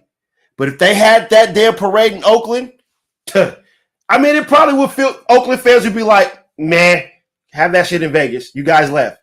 But just saying, real fans that's been there, you know what I'm saying? That will understand that. But certain fans would be bitter. Like, have that shit in Vegas.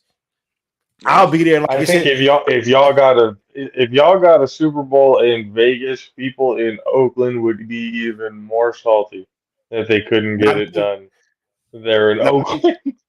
I'll be right there in Vegas like they won that bitch in Oakland. I will say, and if they won that, and if they won it in LA, I'll be there just like they won it in Oakland. They moved to Baghdad. Guess what? I guess I got to turban myself up to go to Baghdad to celebrate that Super Bowl. But here's the thing, though, and I'm a Raider fan. When the Raiders, not a City fan. When the Raiders won their second Super Bowl in 1980, they did not have a parade. They never had a parade for that team, which freaking sucked. I didn't know that. I did not know that. That's not you just brought some knowledge to me, Doug. The 1980 Where was the support Raiders then? Damn, y'all didn't even support them in the Super Bowl? That's fucked up. Damn, where was the support then? No, because Al was trying to get a state. Al was trying to get a new stadium. He wanted to leave. Pete Rozelle wouldn't let him, and that's when Al said, "Fuck you! I'm going to do what I want to do. It's my team." And Pete Rozelle been salty ever since Al Davis beat him twice in court. Hence why there's a 30 for 30 on Al Davis and Pete Rozelle, which you have not watched it. Please do, because it is some fantastic stuff. It really is. However, if I was Mayor London Breed, I would tell you, no, you want to move out of my city, Go have the damn parade at Great America because you don't play in my city. Get out.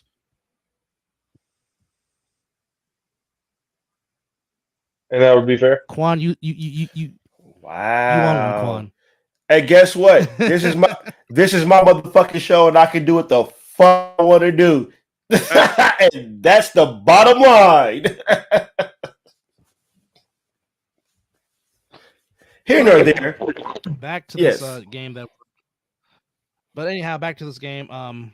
It really was a tale of two halves because anything the Lions could do in the first half they did, but the Niners got momentum on that fourth down, and the Niners took advantage. And and one of the interesting things that Brandon Ayuk said on that catch, he said a ladybug landed on his cleat, and we know what happens when a ladybug lands on you. Lady luck definitely was. Luck be a lady tonight, because first off, it should have been picked off because it hit him right square in the face mask, but Brandon Ayuk just happened to be Johnny on the spot, as Mizzle is wanting to take a nap right now because he can't stand all this doggone Niner talk, and I understand why. No, I'm more to play right now. I'm over at you guys winning. This is no more saltiness. I'm over my saltiness. I'm over my hate. It's over with. I had a couple of shots. I didn't smoke a couple of bud. Had a couple of drinks. But what I'm just saying, I'm just more on that play. Like, dude, how do you target it? You're looking at it, and you let it hit your. Knock it away if you're not gonna.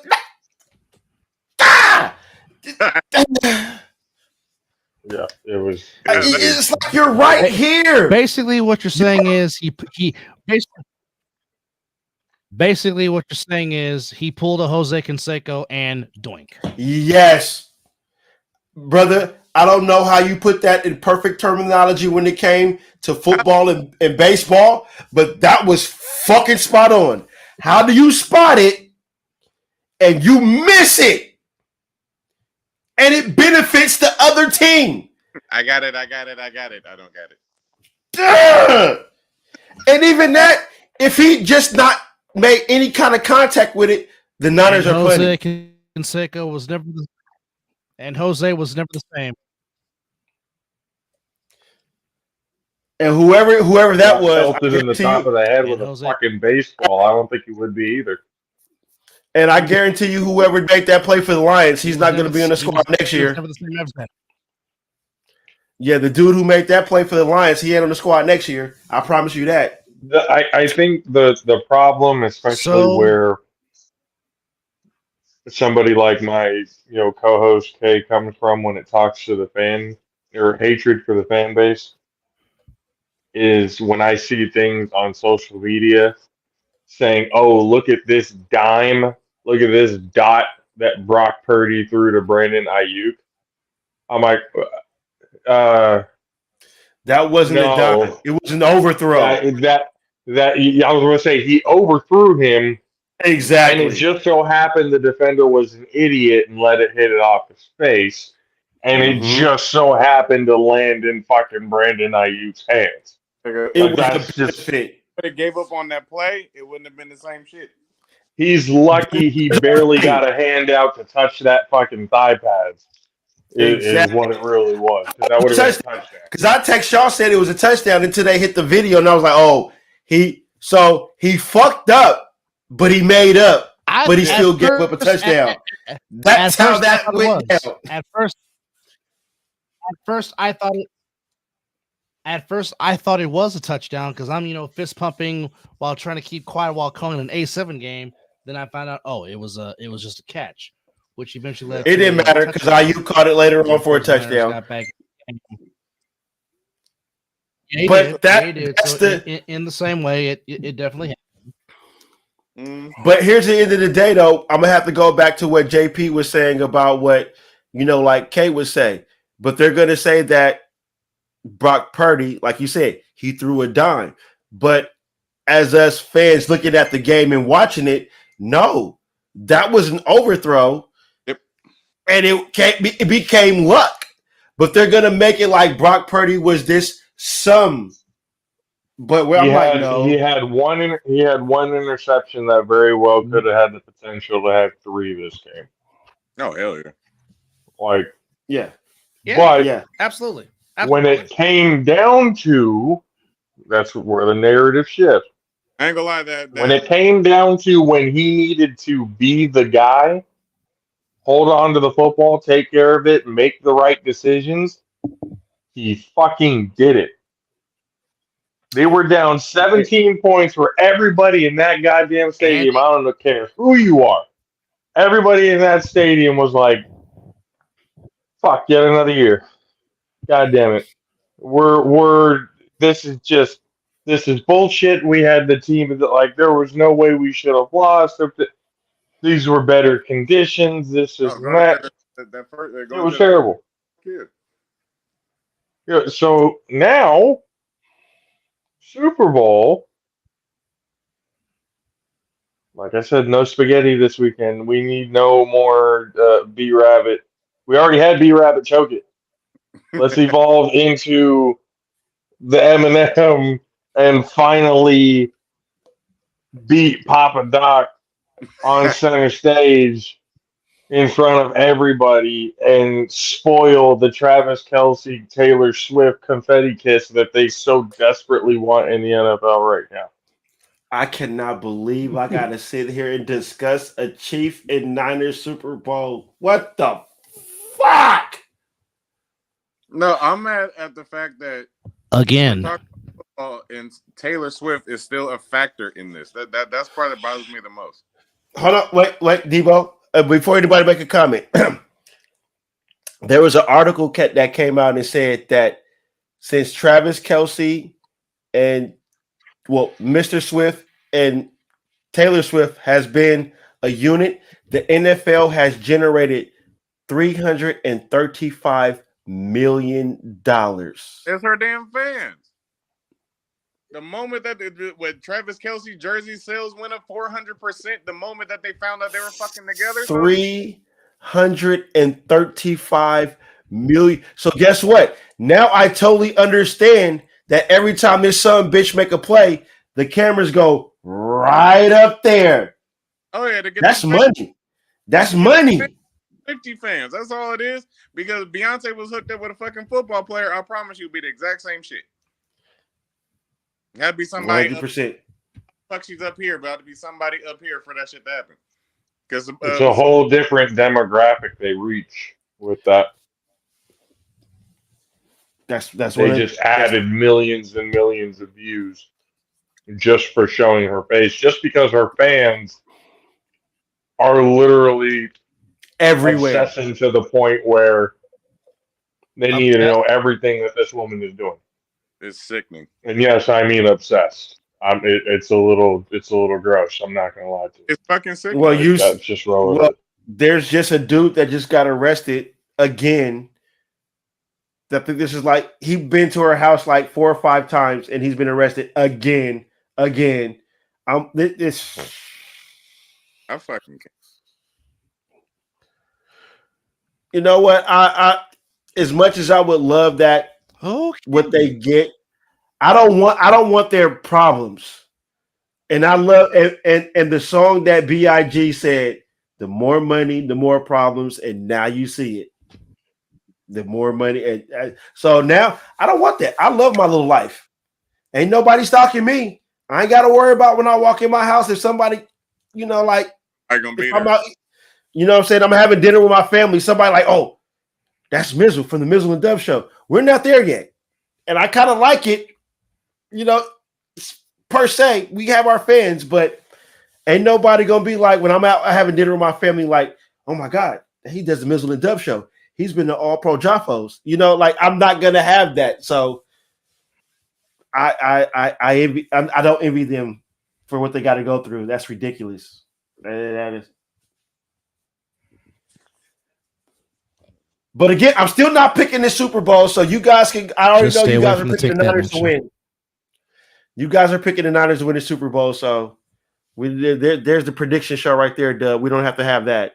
If I'm doing it, I'm not doing it with a whole hell of a lot of confidence.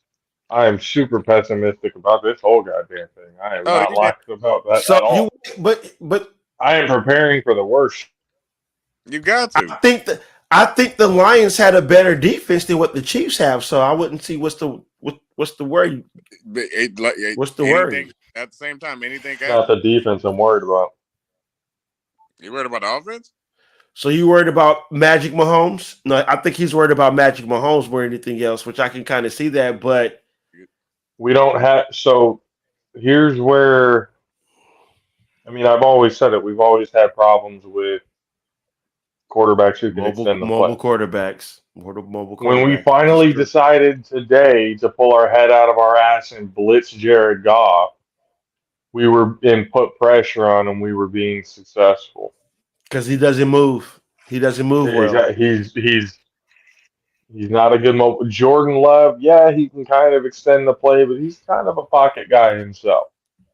Mahomes can extend everything. No, that boy can move. And as long as Travis Kelce or Rashid Rice is open, those are the only two guys that really need to catch the ball, and that's it. And then you have Pacheco just running it down people's throats. And Mahomes don't give how far back they are. He's going to do his damnedest to try to catch up. He will play into overtime if there's no fucking overtime. Yes, it's a different demographic playing the offensive side of the ball when you play the Chiefs. Yeah. Niners for sure saw that. Yeah. And that's why I said the Niners can't play like they did against the Lions. That base defense in the first half, I don't know why the fuck they thought that was going to work against a Lions team that you knew was going to come out and try and play physical. Yeah. You knew they were going to try and control the run game the entire time. And you went base defense? And then we stacked the box and look what happened. Why did we wait until we were down 17 before we decided to wake up and actually make it a fucking game? These are the type of mistakes that you can't make against Mahomes. Mahomes is the guy, if you're up, you fucking foot on his throat. You need to make sure he's dead. 21 skunk, 28 stuck. Run it up, Herman. Leave no goddamn doubt. You have to take off his game. You have to piss him off. You have to. Like what Brady did with the Chiefs. That's what Brady did. He said, no, killer instinct. I'm killing this kid before he can get anything going. Mm-hmm. We can see that even though his receivers are not making the plays that they're supposed to, what he's doing, he's not supposed to be fucking doing. Nobody's supposed to be out fully extended like Superman, parallel to the goddamn ground, and throw the ball 30 yards to somebody in the end zone just for it to hit him in the face. And it not be, if he catches that, that's the greatest touchdown pass anybody has ever seen ever. Mm-hmm. And now it's just the greatest incompletion that anyone has ever seen ever. Like that's and Tom Brady knew that. So he said, foot to the goddamn floor. We are not giving this kid a chance. We are not letting him breathe. And that's what you have to do. You can't give him a chance. And I've always said Kyle's got to get out of his own goddamn head. Oh, if McCaffrey is working on the ground, use McCaffrey on the ground.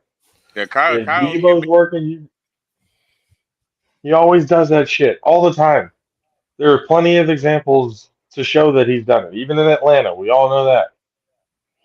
But I look at this game as kind of a little bit of a redemption in some kind of way, because he came back and won this game by about the same amount that he lost the Super Bowl in. Good call, JP. Good call, JP. I like that. So it's kind of a little bit of a step in the right direction, but yeah, it's still the big game against the NFL's golden child. What are you gonna do? I like you gonna fold, or you gonna fold, or you gonna put your fucking foot on the gas pedal?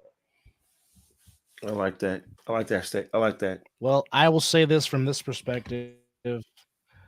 The two biggest comebacks in NFC championship game history involve the 49ers, because twice in the history of the NFC championship game, the largest deficit to come back from was 17 points. The Niners did it against the Falcons back in the 2012 NFC title game, and they do it again tonight in the NFC title game against the Lions. And obviously, they still have the greatest comeback in NFC playoff history, coming back down against the Giants, which Dan Campbell was also on that team back in the 2002 wild card playoffs against the East Rutherford Giants. But I will say this: the slow starts cannot happen against the Chiefs, even though I know, like I've been saying, this is not the same prolific Chiefs offense that we're accustomed to seeing. And like I said, Super Bowl 54 hurts a lot. But they are still very capable. Or Super Bowl 47. Yes, they are. But they're not the same team, no, but they are still very capable. Most of that game, Mahomes, they're very capable. But I just go back to how the Niners defense was getting pressure on Mahomes. They had him confused. We had the damn Chiefs, and that damn 3rd and 15 changed everything. It changed everything in that game. And then, like you said, and again, this is the game that Kyle Shanahan has to prove himself to, or you know what? I'm not going to be cute, and I'm not going to let my hubris get the best of me. And damn it, I'm not going to be stubborn. If something is working, I'm going to stick with it, come hell or high water, until the Chiefs prove that they can stop it. Yep. So, like I said, this Chiefs defense was better than the defense they had back in 2019. Go ahead, Debo. No, I'm just saying, Kyle asking I fucking fold, because that's his goddamn problem. He the moment pressure kicks in, the moment that something doesn't go right, he starts making stupid ass fucking plays. He cannot do that shit at fucking all. That's all. That's a factual statement. Yeah, that's it. There's pretty much nothing you can say to that. That's facts. He becomes his own kryptonite. We've preached that on this show for many years. We said that Kyle just does it. I don't understand it. I watched the Super Bowl and I'm like, Kyle, why are you not ready? The last Super Bowl, Debo was killing the Chiefs. Yes, that jet sweep, they were not stopping it. When he put them in the backfield, they were not stopping it. No, they were not eating the Chiefs that jet sweep. And then guess what? They had no answer for it. From it. They had no answer for Raheem Mostert. Oh, Mustard was just didn't he have a? We don't. I think him and Debo had close to 100 yards, right? Rushing. We're averaging 6.5 yards a carry. Yeah. Why go away with the whole game up until that point? And then he went to shot. Wrong. He tried to get cute. He wanted to give Jimmy G the NFL or the MVP. He was feeling himself That's too what fucking he wanted. Instead of just taking that win, he was feeling himself too fucking much. He got tired of people talking shit about Jimmy G because he only got like 9 completions. Yeah, in the NFC Championship game. So he wanted to give him the MVP to prove him wrong. Nigga, Jimmy Can I ask you this question? Being that you're Niner fans, after this game, did Kyle Shanahan dial up a good game, or was the adjustments he made at the second half that made this game better, or was his game plan good enough? It wasn't so much that his game plan wasn't good enough. Or go ahead.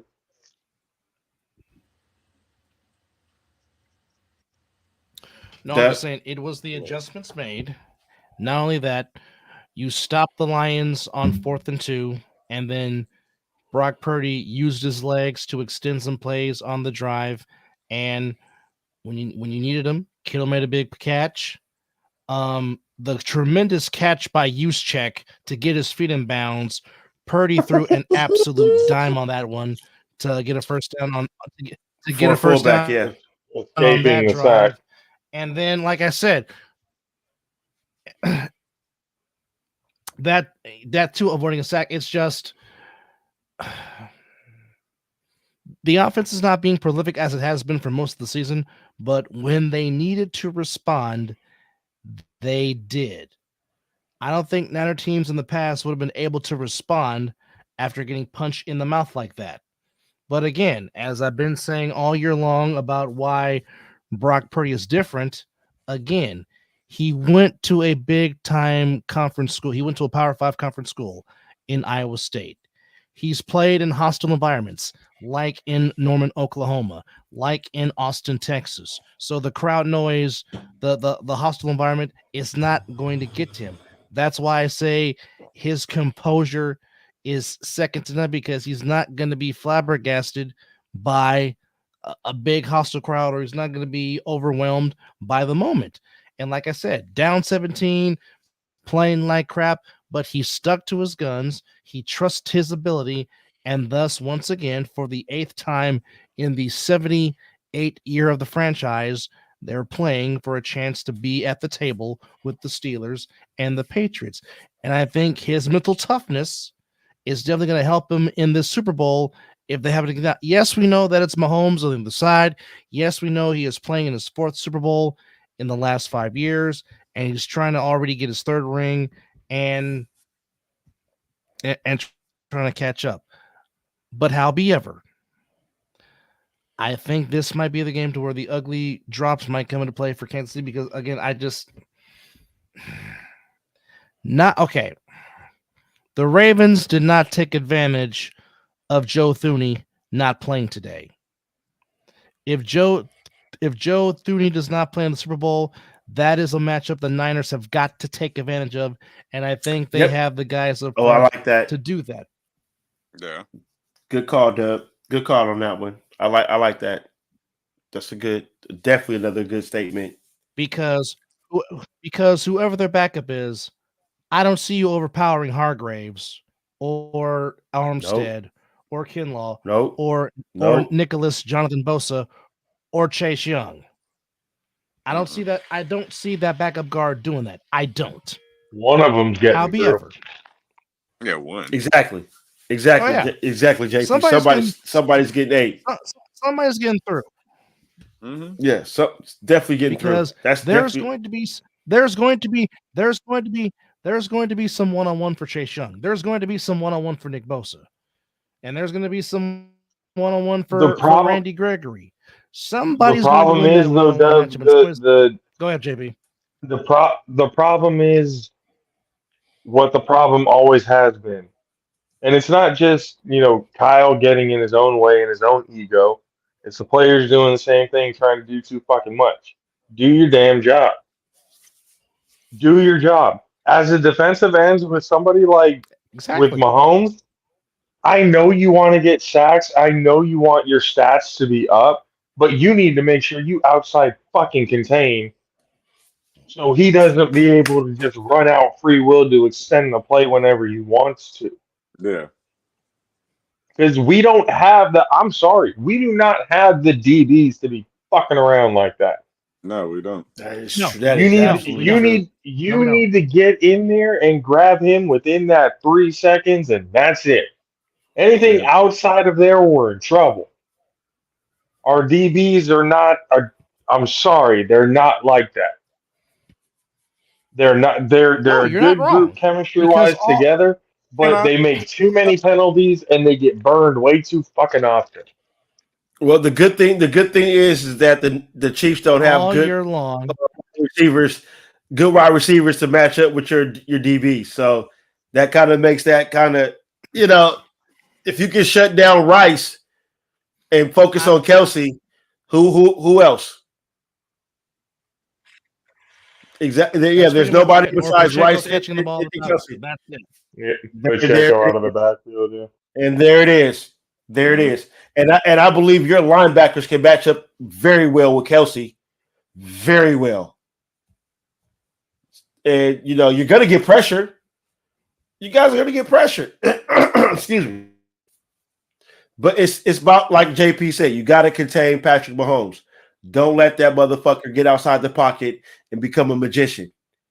and don't let him frustrate you. He's gonna get his. Yes. He's Patrick Mahomes. He's gonna get his.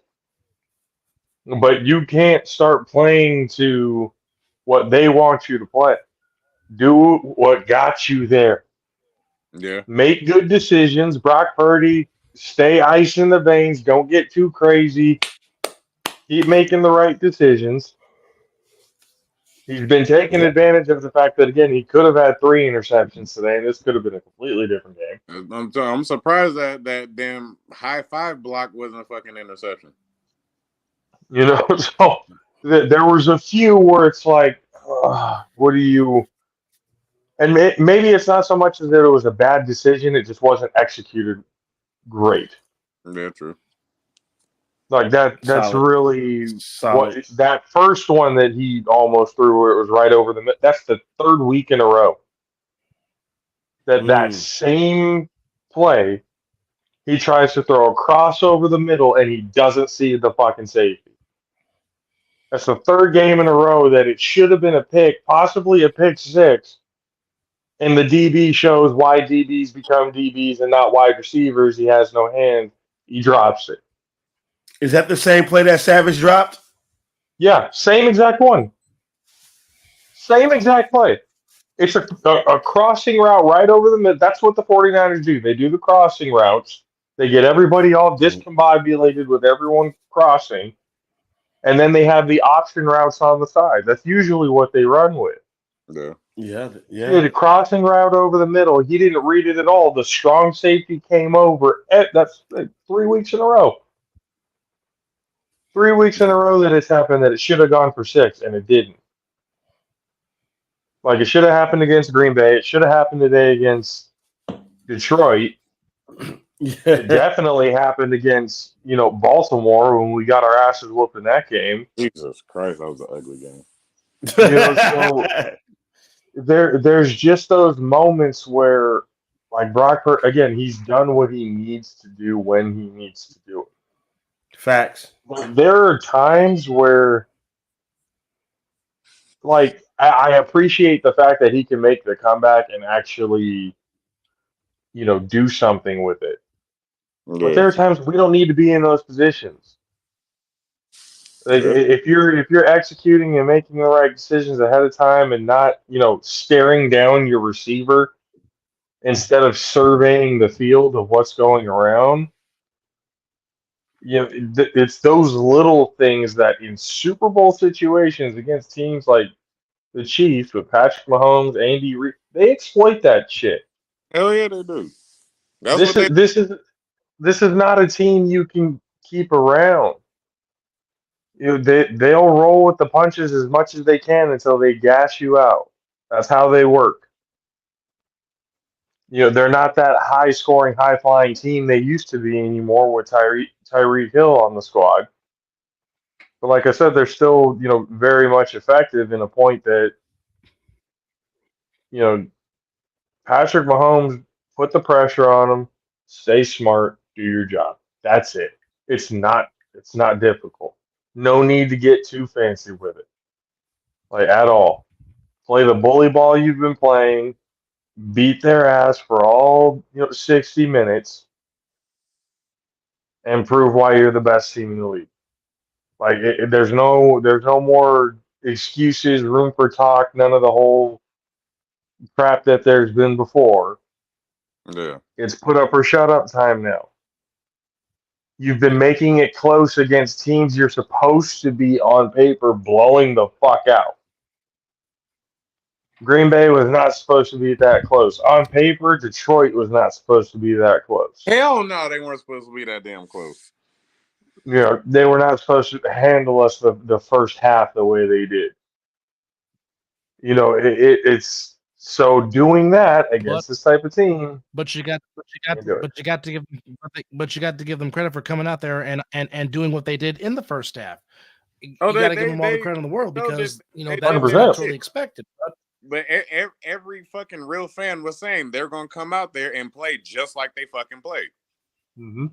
Everybody fucking said. Anybody that actually paid attention to the Lions this fucking season, everybody already said they're gonna come out there and fucking kick ass. They want that ring as bad as we want our 6th ring.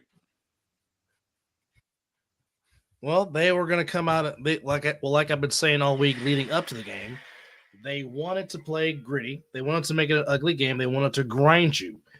And for the first 30 minutes, they did that because, like I said, Gibbs and Montgomery were running up and down and through the offense because, I mean, one of the great staples that the Niners have been with their defense is they've been a great tackling team.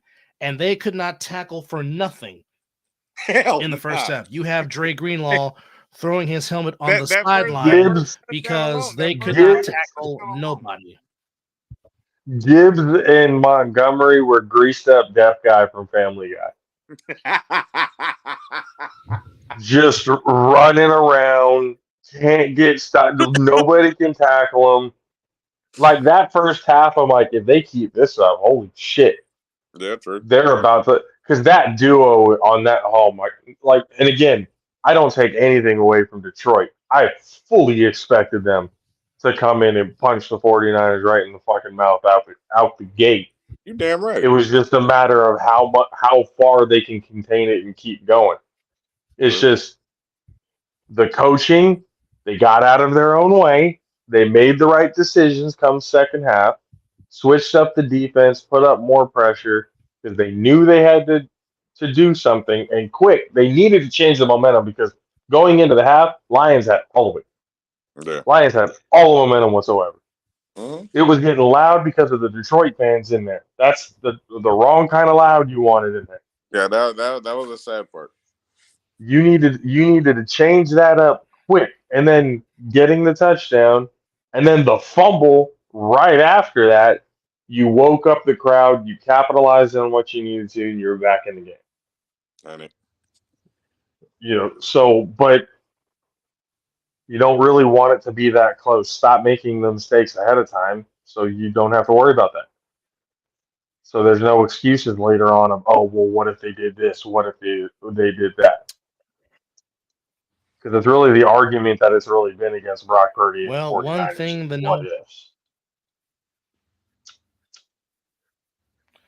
Well, they have been very strict on these rules because the Super Bowl is in Las Vegas.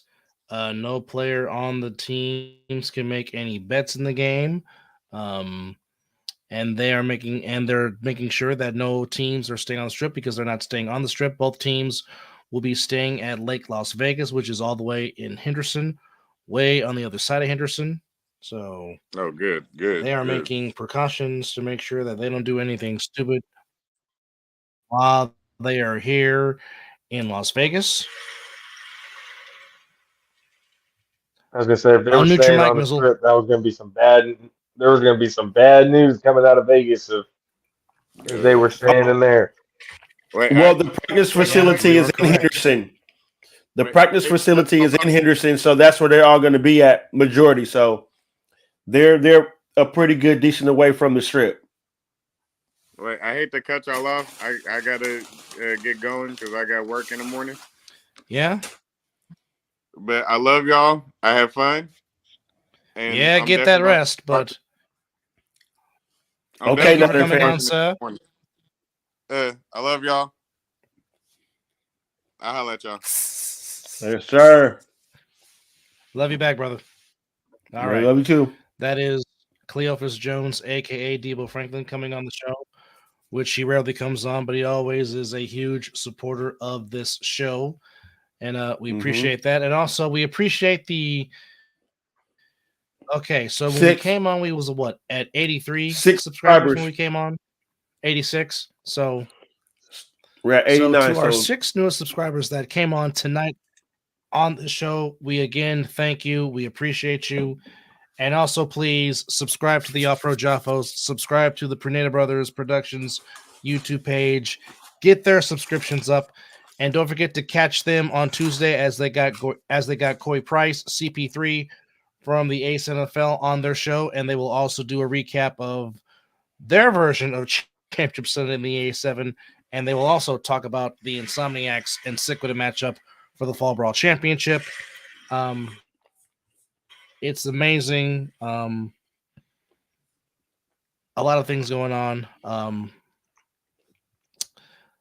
I'm just I like I said, I was very silent during the first time because I'm just like, what am I watching? What am I seeing? The Lions really came to play, and they were punching once again, rally, being down 17 to win their 8th George Halas Trophy. But the job is not done because, like I said, it is hard to beat the defending champion and end their reign. And again, as I've been saying, even though, yes, people liked the Niners' chances of getting to the Super Bowl, as I've always said, as long as the champion is still in the race, they're the team to beat because they have what everybody wants. Mm-hmm. And the Niners want that 6th Lombardi trophy so badly, but it is still in the possession of the Kansas City Chiefs. And as I've always said, to be the man, you got to beat the man. And the Niners have to beat the man. And right now, that man is still the Kansas City Chiefs. And it's not going to be an easy task. It is not. Like I said, the Chiefs have been here 4 out of the last 5 years.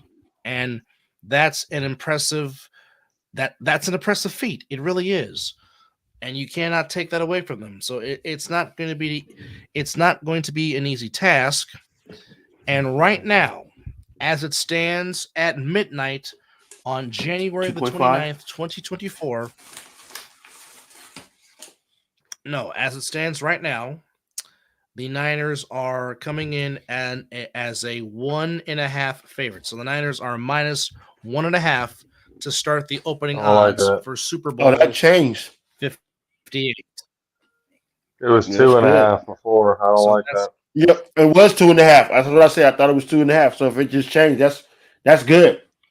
I like that. So it is 1.5, and right now, as it stands, and this is courtesy of odds by ESPN Bet, the over/under is set at 47.5. Now again, I'm sure that will change because, like I said, we have 2 weeks to dissect, talk about, analyze, and all that stuff. Hammer the over.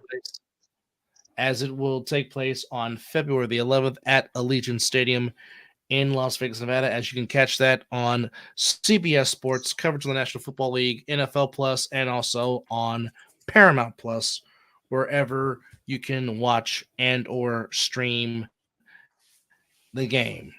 So 32 teams had the dream of coming to Las Vegas, Nevada to play for Super Bowl 58, and it comes down to the Kansas City Chiefs and the 49ers for the battle of the Vince Lombardi Trophy inside Allegiant Stadium in Las Vegas, Nevada, as once again Orange Cassidy makes another appearance in tonight's broadcast of the Mizzle and Dub Show. But our special thanks to everybody that chimed in on the as he gives the Orange Cassidy thumbs up. Our special thanks to everybody. Well, real quickly, while we have JP here, let's talk about this real quick. The Royal Rumble that took place Saturday inside the Trop. Yes, let's talk about the Rumble. Yeah. Tampa, Florida. I got time for that. So we'll take that. We'll stop that. Thoughts on the event? The show continues. She definitely earned it because she has accomplished a lot of things, but the only thing which means she's healthy. Rumble. So Bayley will be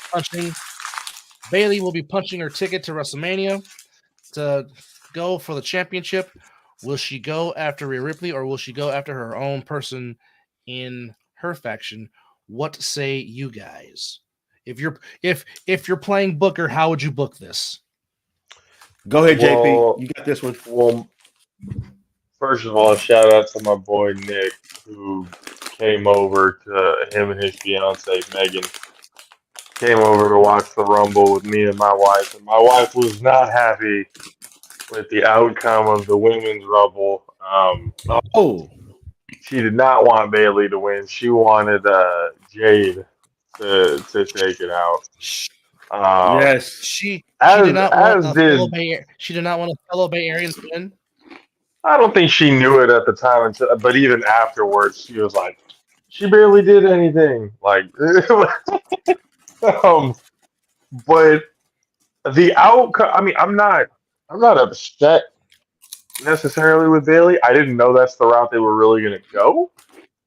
I thought they were going to set up somebody meeting up with Rhea, because if it's Bailey, then it's her and Io. I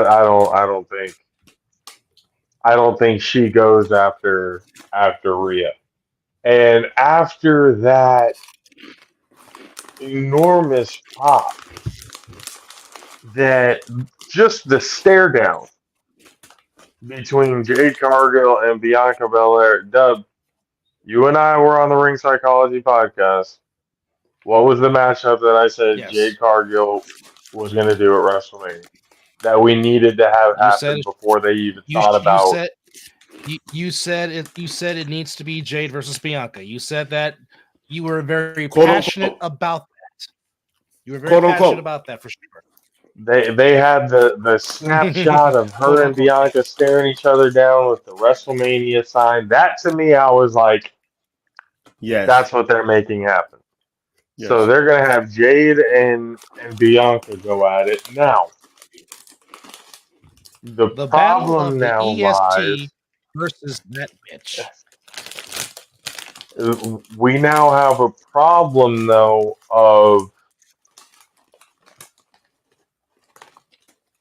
how is Rhea going to be involved?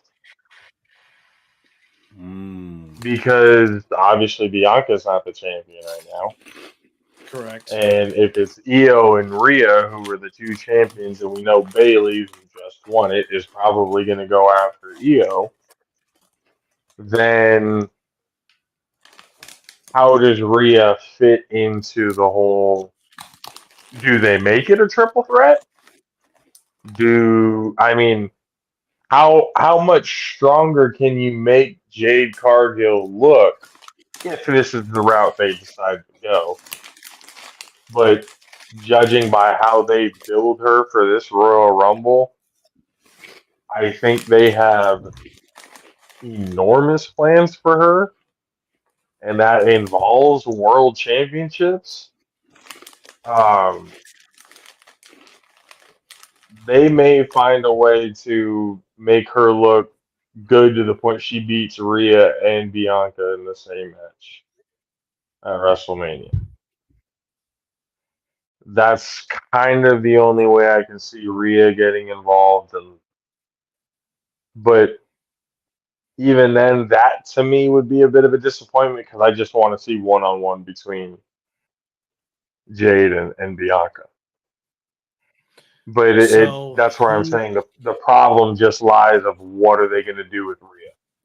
What brand is Jade on, though? That's the question. That is the question.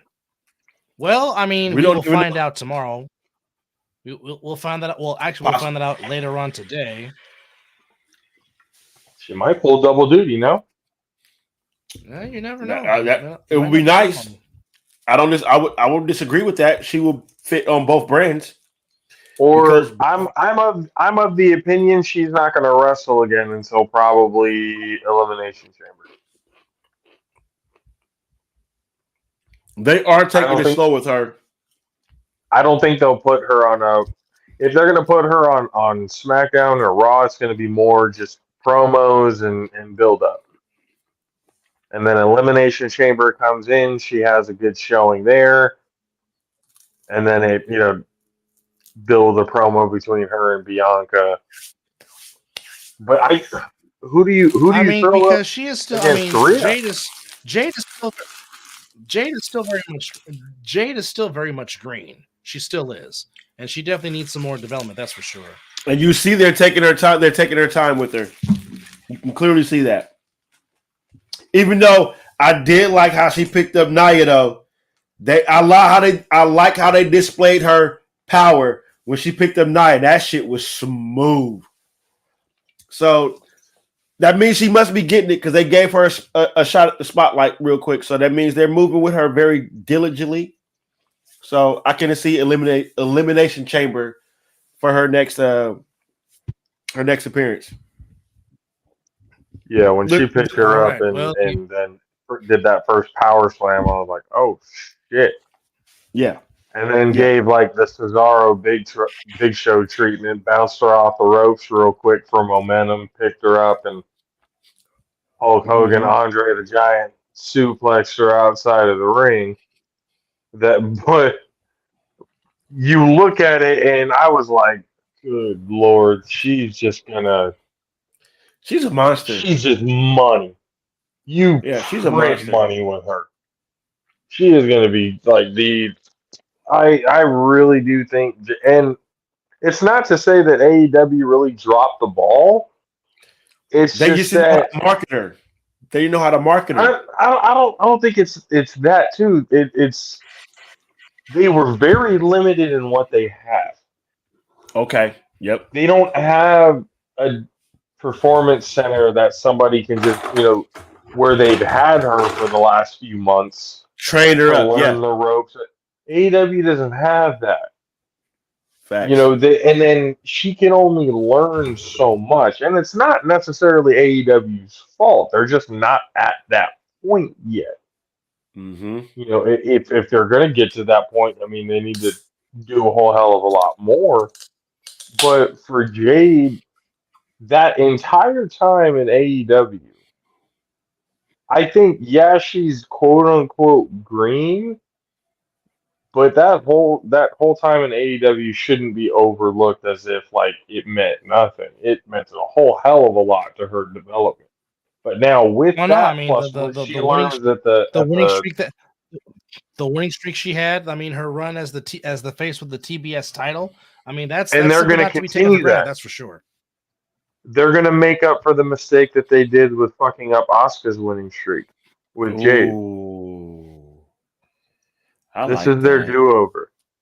I like the knowledge. This is their do-over with that dominant powerhouse because that's what Asuka was. She was a dominant powerhouse. She should have beat Charlotte at WrestleMania. Agreed. Call politics, whatever the fuck it is that you want to call it. It ended up the way it ended up, and nobody was really happy about it. Well, so now you have a chance to be able to do something like that with Jade and do it the right way. What I like now is that the company is in good hands. The company's in good hands, and you're going to get good storylines, and you're not going to get that typical Vince McMahon storyline. And that's what you got with Asuka and Charlotte. You got the Vince McMahon. His name is like almost Voldemort-like now. Right, exactly. And I hate to use it, but I'm trying to use an example how he ran the company and how he ran the storylines. Now, with him not being there, and you see that Triple H and Shawn Michaels are now going to be the front runners for this now, and The Rock, and The Rock, you're going to get that old sprinkle attitude era that we grew up watching. Because you see it slightly coming without the uncomfortable shit. Yeah. Yes, exactly. Now we're gonna get how it should have been, how it really should have been. And so, Jade the move to necklace helped. Hands. Yes, and Jade is in good hands right now with this company and who's taking over. 100%. So it's gonna be awesome to watch right now, especially with this women division, because the women have been holding down this company for a couple of years now. That's just my opinion. And it outdid the men's Royal Rumble yet again. How many times? How many times that return? Oh, I was like, damn, they got her at number 2. I was like, okay. Yes, Mrs. I was like, wow. Mrs. Uso, Mrs. Uso making her return back to the WWF. Yes. Yes. So her coming back, and then with Jordan Grace from TNA making a nice appearance and showing, and she held her own. That was good. She did good in it. That KOD on the outside to eliminate her I was like, yo, like that. I know that had to hurt. And then just how the whole thing went down. Like the women did really well. First of all, I got to give Matt props and Apollo and applause all around to Chelsea Green. Oh my God, the beautiful acting and sell jobs that she was giving. Oh, the word A1. It's not. Well, she's a good showmanship. She's very good. But like me and Dub, for the past few years since we've been watching It Moved the Peacock, I've been saying, Dub, from Monday Night Raw to SmackDown, I'm like, the women is really taking over right now. They have been holding down this company for a minute. Even on the pay-per-views, you're like, damn, the women outdid everybody on this pay-per-view. And it's like, you look at the men match, you're like, oh, that was good. I expected that.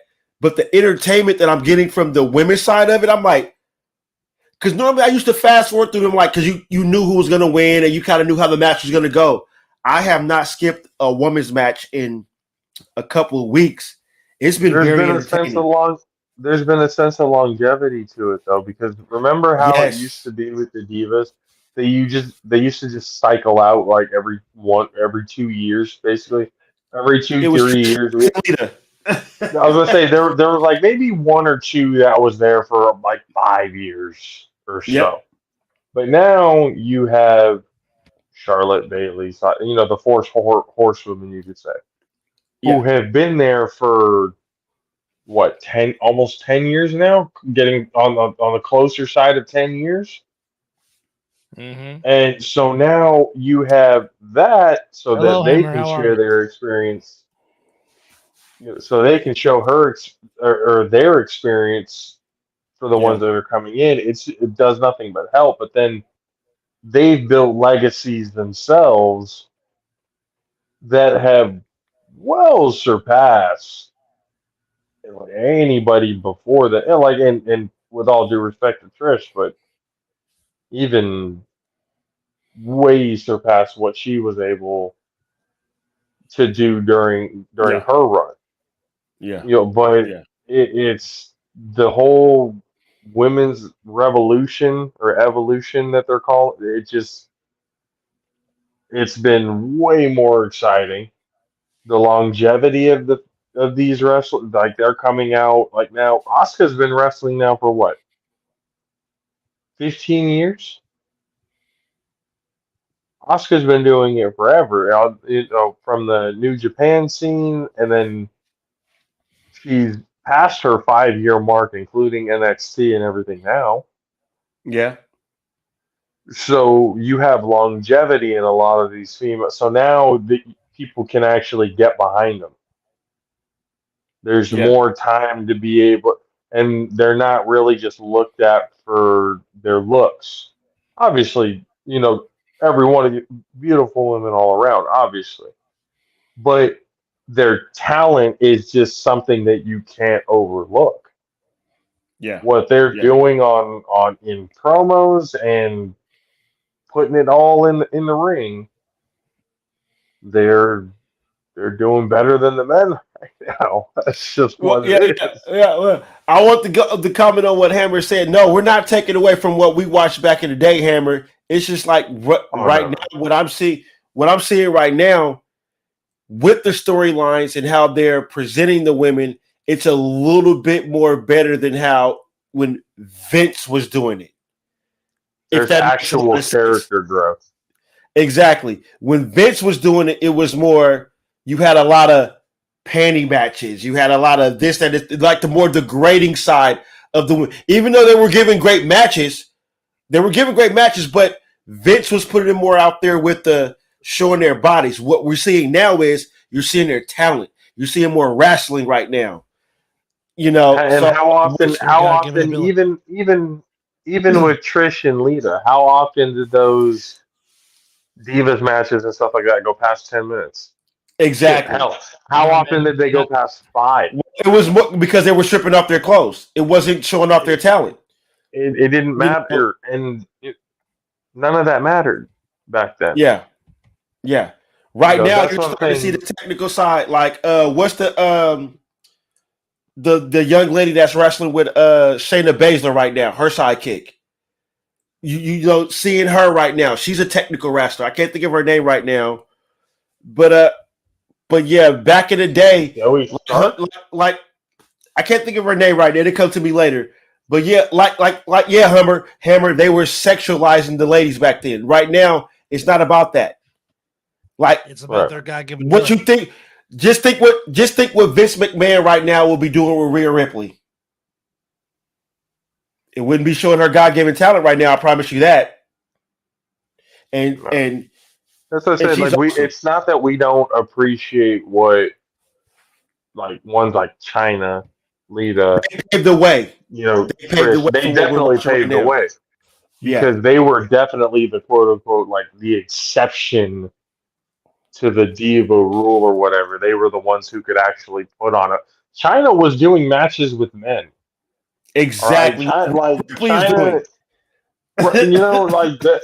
But even more than what Ripley. Like we're talking full on matches. We're talking fighting for the Intercontinental fucking title type of matches. She didn't wrestle women very often. Her time with DX and stuff like that, she was always Solo Sikoa. Before she was a Solo Sikoa. She was Solo Sikoa. I mean, well, essentially, yeah, the DX back then, she was the actual bodyguard. Like that's the whole crazy thing about it. So but now there's that you can't really do the intergender matches the way you used to on WWE. Ronda Rousey was the last one, I believe. When they, I think when they RKO'd fucking, I will say this though, Nia Jackson, the Royal Rumble, is the last time you stole my thunder. But Nia sold they gave her a 619 and an RKO. She sold it well. She sold it well though. But I love the direction that they're doing with the women's division right now because it's spectacular seeing what these women can do right now. Even though we saw the potential before we got it here, because like I said, we had the Mickie James, the Trish Stratuses, the Stacey Keeblers, and for just.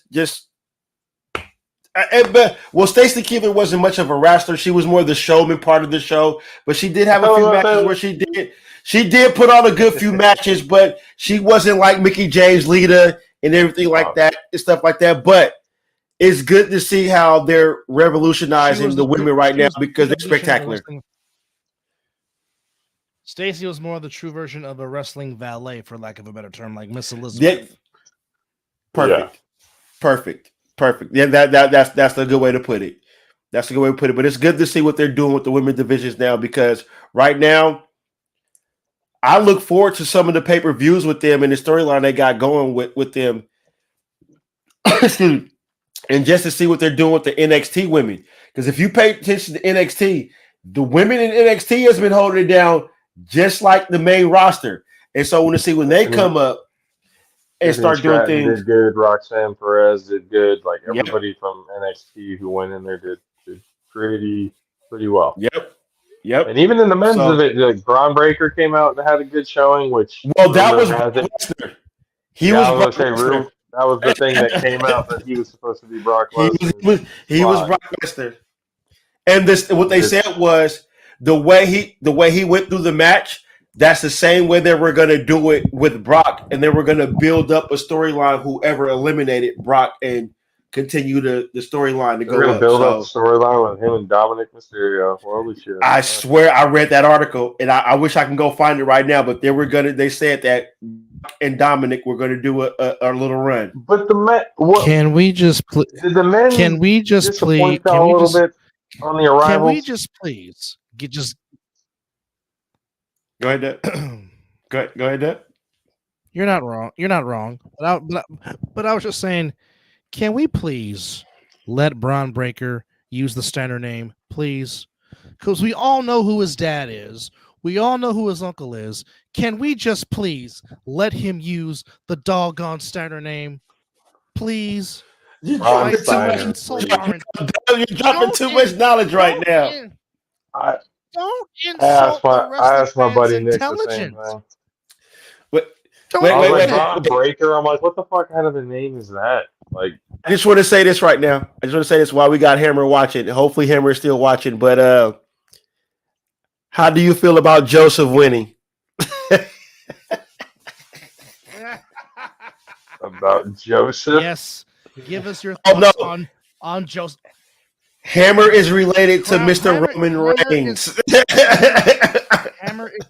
Hammer is related to the Usos and Roman. The Usos, yes, and Roman Reigns. So he's part of that family. Every time you mention his name, he will say, It's Joseph. I thought I was actually a little surprised that match wasn't either last or second to last. Well, I was a little surprised at that it went after the women's match. What sucks about that match, I was actually got to sit down and watch that, and I had my brother and my two cousins. And so my brother, he knows that I know my shit when it comes to wrestling. So when I was saying this, I said, oh, Roman Reigns is about to win. They were like, well, how do you know? I said, he took a finisher from everybody. When you see that, he took a finisher from everyone in the ring. And I said, watch, he's going to deliver a couple of his finishing moves, and he's going to pin somebody. And after that happened, they looked at me and said, how do you know? I said, I'm 41 years old, and I've been watching this shit damn near half my life. and not to mention, Hammer will also call the Usos out because he will call them Joshua or Jonathan. Yeah. And if Hammer's still watching, he will confirm that it's Joseph, it's Joshua, and it's Jonathan. There's no confirmation needed. It's already been proven on our show. We had Hammer on this show, and we've talked about wrestling. Yes. And yes, he will. Yes. So we're not sugarcoating when we know somebody that knows WWE royalty. we definitely know somebody. Yeah, but he would definitely call him Joseph. And while I don't think Hammer's watching because he would have been said something by now. It went for it. I mean, it was a decent match. I feel like they could have done a little bit more with it, but I mean, just the fact that you knew was going to happen kind of took a little bit away from it. Well, for us, because we've watched it for so long that we know how the way the match is going. Like, I didn't know nothing coming into the match, but until I start how it was going, I'm like, oh, he took blood force trauma. Okay, he took the Stash Clouds, the Stash Clash. I can't say it right now. And then Styles Clash. Styles Clash. And then who else was in the match? He took the RKO. So I'm like, yeah, it's good. And then when Solo came out, I'm like, you can see this. You can see this. Yeah. And then as you said, JP, I think the storyline now is I don't think we're going to be able to put The Rock into this unless they change it up right now. Because when Cody won, he pointed right at Roman, and Roman responded. So you know where we're going to get at WrestleMania. Yeah, that's where we're getting. The story will be written right at WrestleMania. I told you guys although the Rock and Roman would be good, that's if they were going the direction of trying to make him closer or past Bruno Sammartino or Hulk Hogan's record, whatever they were really trying to do with him. But the fact that conversation keeps getting thrown around of the amount of defenses that he's had throughout this reign. Yeah. The fact that Cody won, which, by the way, fourth person to do back-to-back, but when he pointed to Roman and said, I'm fucking coming for you, essentially, like I'm finishing it. Like you can read his lips, like I'm finishing the story against you. And all you see is Roman's face, like just looking at him, and you've seen all over social media everything that's been going on with that. Yeah. So I'm like, okay, really, there's no way that Cody walks out of WrestleMania 40 not the champion. No, especially that happened last year. But there's gonna be interferences. Solo Sikoa and Jimmy are gonna get involved somehow, some way. Solo maybe especially because I really do think they're gonna go the route of having Jimmy and Jay fight each other at WrestleMania, whether it's night 1 or night 2. Not sure which one Agreed. it is. But if it's in the same night, I think the only person they'll have to really worry about is Solo Sikoa. But if they kind of overbook it just to kind of add more to the suspense of what's going to happen, Jimmy's going to get involved. Jay's going to come in and get him out of there. Solo's going to get involved. I think with what they did at the Royal Rumble, they're setting up a Solo Sikoa Randy Orton feud. I like that. It kind of looks to me like that's what. I mean, with the eye contact and everything after Solo took off the hood and broke up the pin by pulling out the referee after the RKO. Mm-hmm. I was like, oh, they're probably going to set something up with that. But there's no way they don't overbook it to make it look like Cody's about to get screwed again. And then Cody's going to overcome it and finally hold up the title. I don't see Roman going past Russell, especially with all the talk of everything, the defenses, and I don't see Roman walking out of WrestleMania with that. Agreed. So he is saying, baby, that the grandson of a plumber, if you will finally get over his hard times and become the championship that his family did not have, if you will, on the mothership here on Peacock at WrestleMania, baby. Sorry. That was good what you said, Doug, because a lot of people don't know, if you watch wrestling, what hard times mean. Cody Rhodes is paying his dues right now. And so that's why you're seeing the fruits what he's getting right now. He had to take the beat downs, the getting cheated. This is what paying dues is in this business, is what we call. So I'm glad you threw that in there. And can I ask you both gentlemen, I'm over Karrion Kross. Why are we still looking at Karrion Kross right now? It's like we know this is Triple H's boy, but it's too much. He's yet with another faction right now, and now we have yet changed his character yet again. What the hell? I'm done with him. He's not still coming out in that gear, is he? With the helmet and everything? No, he's just coming out with the same the black and white, but it's just he has a faction now. It's right, with the Authors of Pain. Right. Is it AOP? Yeah, it's with AOP. With Paul Ellering there as well. Am I the only one that's not feeling his character, and I feel like that they are doing Roman Reigns 2.0 with him? If they're trying to do a Roman Reigns 2.0 with him, they're doing it horribly wrong, because Karrion Kross. That's exactly how I feel. Karrion Kross is not really the same type of talent. Because even when Karrion Kross came in, he had a certain aura about him, but not really anything. Really, the only thing that was eye-opening about anything that he was doing was Scarlett. Nope. I don't want to hear Brian. Nope. Negative. Nope. Nope. We're past talking about football. He should have came on earlier. Nope. I'm over it. I do not need another Niner fan to come on this show. I just got over it. No, but JP, go ahead and continue what you're saying about Karrion Kross. I'm sorry. I just heard what was in the background. Yeah, no, I was like, he's plotting something.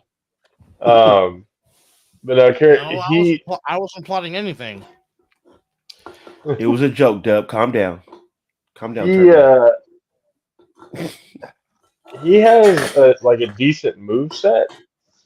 It's just he's just not something's. I don't know what it is. It either just seems a little too overdone or maybe the hair's throwing me off a little bit. I don't know. I just he looked better bald than he does with this long hair that just kind of like flat real quick every time he loses. I don't know what it is about him. When he was in the Indies, he had a lot of hype about him. When he was first in NXT, there was a good amount of hype about him. But now it just something fell short. I don't know what it is. Maybe they put him with a faction, but they put him with two guys that don't really talk. So if they put him with a faction because of the fact that they realize he's not a great talker, Paul Ellering will be the guy to kind of take up that mic, for it. That might be the reason why they put him together. I agree. I don't disagree because I didn't see this character change multiple times. I see the crowd does not give him the like, why you out here type of feeling. He doesn't move the crowd. He doesn't move me. So I don't know. Maybe they'll figure something out with him. The crowd knows when Karrion Kross comes out. That's pee break time. Thank you. That's pee break and go get your concessions time. Thank you. Yep. That's the time to go. Yeah, because that's normally the matches when I'm at a show and they'll bring somebody out. I'm like, I don't know who this fucker is. Oh, I get it. I can go get a T-shirt right now. Hopefully, it's not too long for a T-shirt. All right. Thank you. Yeah, they're trying to fill time. Yeah, Cross is he's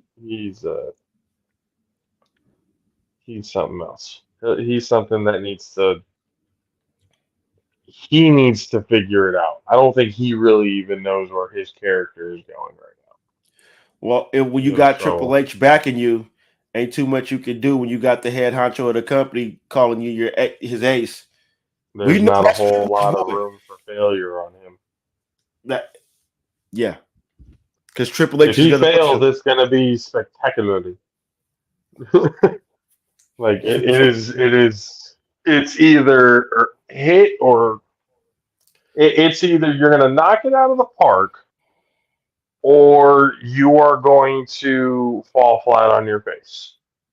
That's the type of pressure he has on him. Not necessarily, I don't really fault him for that, but that's what comes with the territory when you're fucking Triple H's boy. Like when you're the one that he handpicked to be in there, then there's a certain stigma.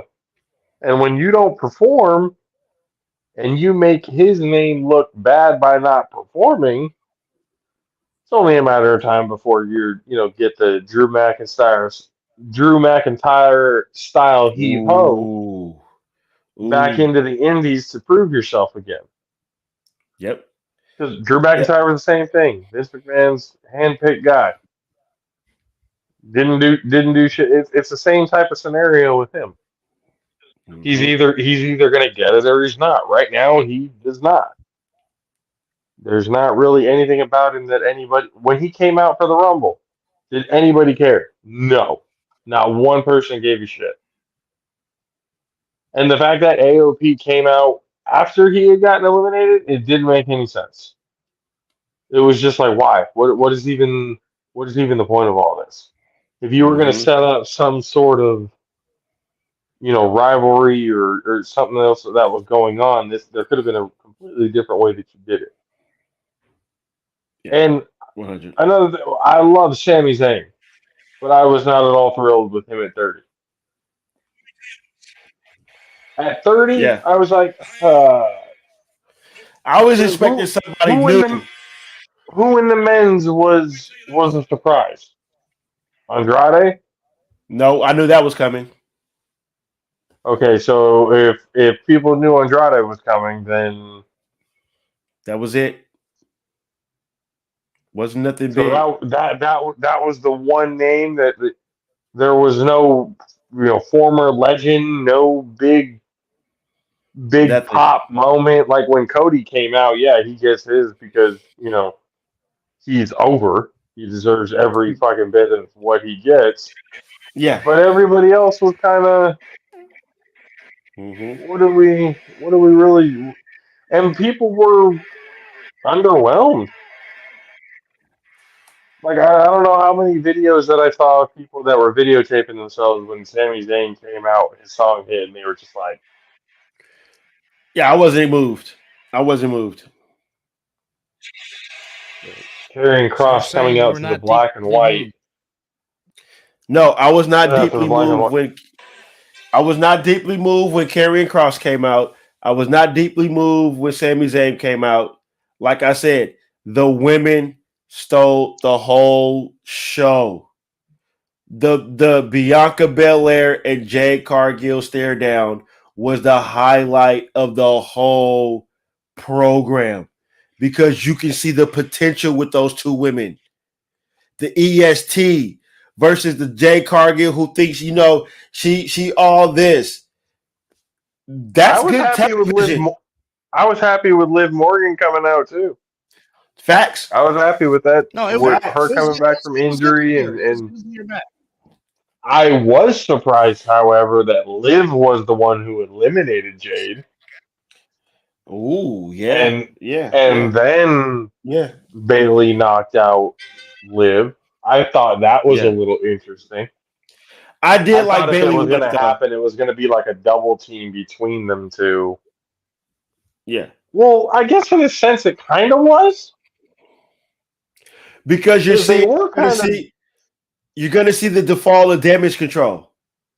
You're about to see the because this is how Bayley does the same thing when she was BFF with Sasha Banks.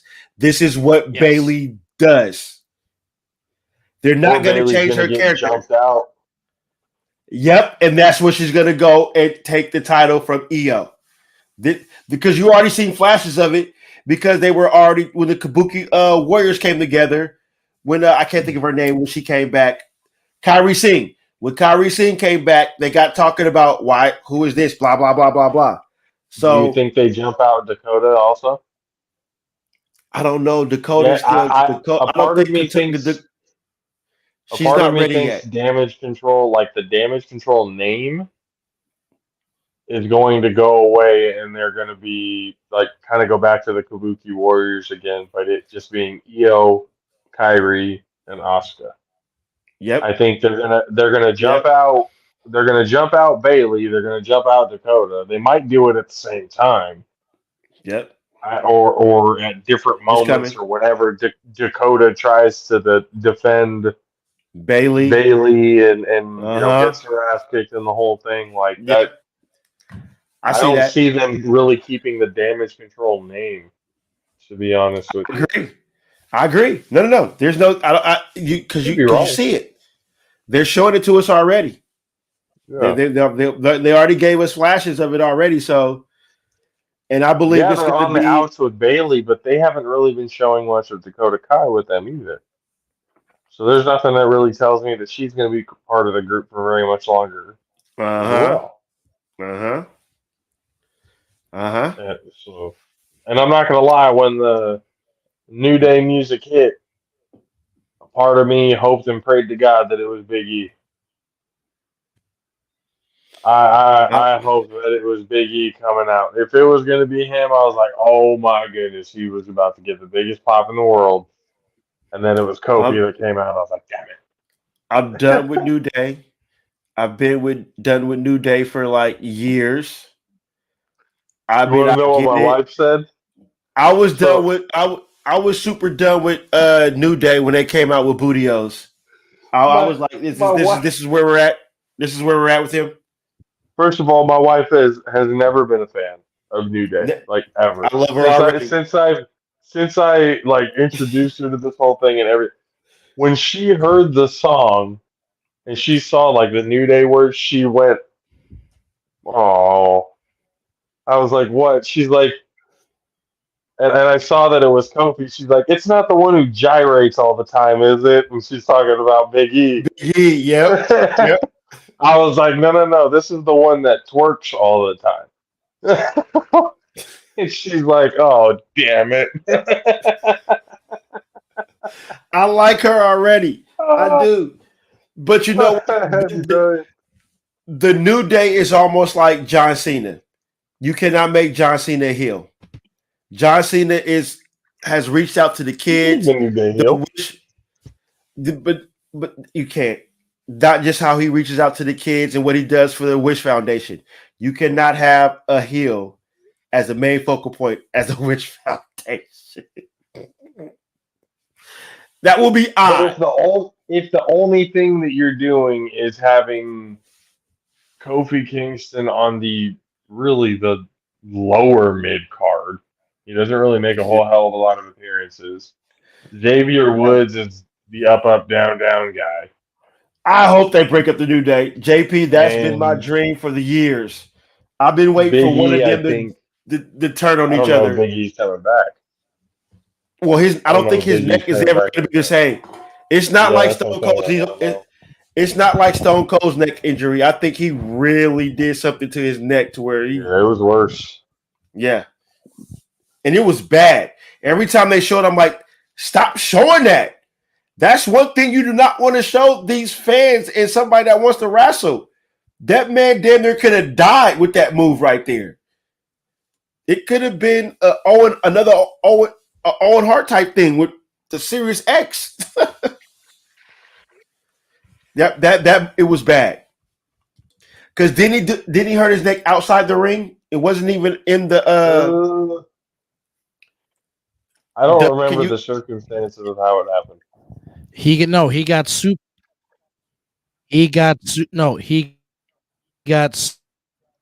suplexed on the floor. That's how it happened. Yep. So he wasn't even in the ring. The neck injury on the floor. No, it was on the floor. Yeah. That's freak accident, honestly. And that's the thing about wrestling. You know, I mean, think about it. He's taken bumps where he's speared people from the side of the ring onto the floor to the outside. Yeah. You know, he's done that plenty of times, probably been suplexed through tables, everything like that. It's just one of those freak accident things that happens that now, because that's why I was saying, if he came out, I would be like, oh, shit, like, this is huge. This is big. Like, nobody thought he was going to be coming back. Yeah. And Kofi coming out, I was like, oh, okay. So that's I'm not going to lie, I kind of thought MJF was going to come out. But same here. I thought MJF was definitely going to be part of this Royal Rumble. And if MJF would have came out, I'd be like, oh, let's fucking go. Or at least The Rock at number 30. Yeah. Like something like that. Yeah. Look like you had something to say, Doug. No, I was just going to say the MJF slogan, I'm better than you and you know it. That's it. That's it. You bring that to W. Oh, my goodness. Can you imagine him, Seth Rollins, CM Punk, Cody Rhodes, all on the microphone doing the promo? Somebody ain't going to get a word out. All AEW guys. Main eventing the WWE. But guys that can control the microphone and give you, well, not Seth Rollins. Seth Rollins was in AEW. Correct. No, but he has a history with Punk. He does. First. Yeah, but then he's also got the indies background and everything like that with him as well. I don't know what his background with Cody or the Young Bucks or with anybody else really is, but his whole tie really is around CM Punk. We know MJF obviously has the ties with CM Punk, through AEW. Yes. And then Cody also same ties. As well as also working television with Seth and stuff and NXT, all that kind of, that would be microphone wise, it might be a detriment to the AEW if they did that. Yes. I don't think anybody would be watching AEW anymore if MJF went to WWE. That's fact. I think he is their main. He is what Sting is when he is to what Sting was back in the TNT days. Slightly. Sting was a bigger attraction, what I'm saying, because we know who Sting is. But I'm just saying MJF is you. You know MJF if you say AEW. That's pretty much what you're gonna say. Think about. Do you remember how much of You're not a wrong. like Edge's character, like how much of a dickhead he was, but like he was, you know, but so he's like a mixture of Edge with like Ultimate Opportunist style with like Paul Heyman shoot microphone promo I, skills. I love that. I love That's what For those of MJF the is to me. For those with the benefit of flash photography. Thank you. Oh man. He's got that, style to him, and he's really good on he's second to none, I think, He's it. on the mic. He's it. MJF is it. He can, and what he's showing you right now, if anybody has been paying a little slight attention to AEW, he can show you that heel role and be a damn good heel, but he can give you that babyface role to where you're like, damn, he's still good on the mic as a babyface, and he's a better heel, 100%. I'm not gonna how he ran that whole thing with the diamond thing, and how he had Wardlow and how he was running all that. That was tremendous. He's a great true heel. Yeah, I think the best you'll ever get from him to be like a babyface is a tweener. Absolutely. Yep. That's kind of where you get from him. If it's really more than a tweener, then they're trying to force it. Yep. Because even in his quote unquote babyface run, he was still a bit of a dick. Yep. He was still talking shit. He was still talking shit to the fans. He was still cheating to win when he could. It's not like he was a fucking saint as a babyface. That's for goddamn sure. Yeah. So I think at best for him, you get like a comedic tweener. Yep. But forever he should be used as the heel because he's just that damn good at it. Damn good. Yes. He's just naturally good at it. A face you want to punch, but naturally he's speaking, heel, yes. There's no reason why he should ever go any further than just a tweener. He should always be a heel because he's going to and his style is not necessarily like eye-opening, but it's one of those styles that meshes well with multiple styles. Yep. You could be able to work with so many different people with this style of wrestling. It's his mic skills, and definitely he's a good damn little wrestler. But off top of that, he does this shit on Twitter. He does it when he's out in public. Like when he's in his heel form. I've seen him kill somebody on Twitter just being MJF. It's ridiculous at how he to a whole nother level. Whole other level. Revive it. I mean, he's taking this worldwide. Like I said, I've seen videos to where people are trying to talk to him and he's still MJF. Conversations with people on Twitter, he's MJF. It's like, bro, you're damn good to be the way you're doing it. So I can see him in the and he's not signed. He is not signed. Not yet. No, not yet. So it will be interesting to see how it goes. Oh, fuck. Uh-oh. I just put a thought into my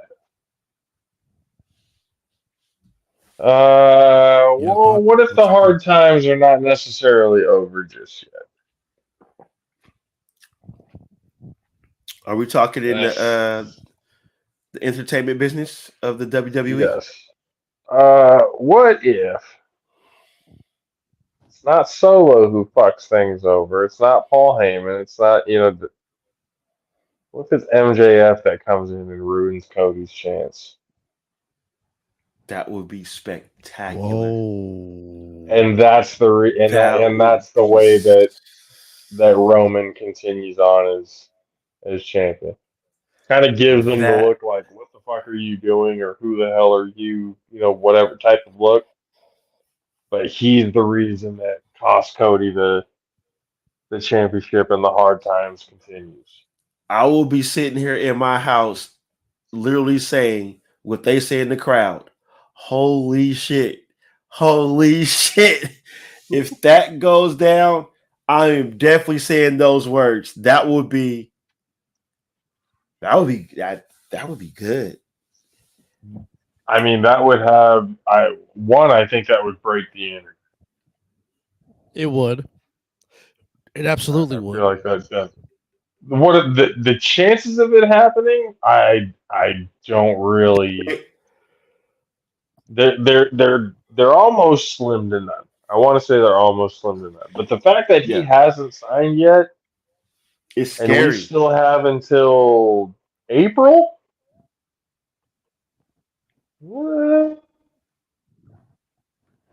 What's the next pay-per-view? What we got in February? I want to say it's back. Is that Elimination Fastlane? Chamber. Is it Fastlane or Elimination Chamber? Elimination Chamber, then Fastlane? That sounds about right.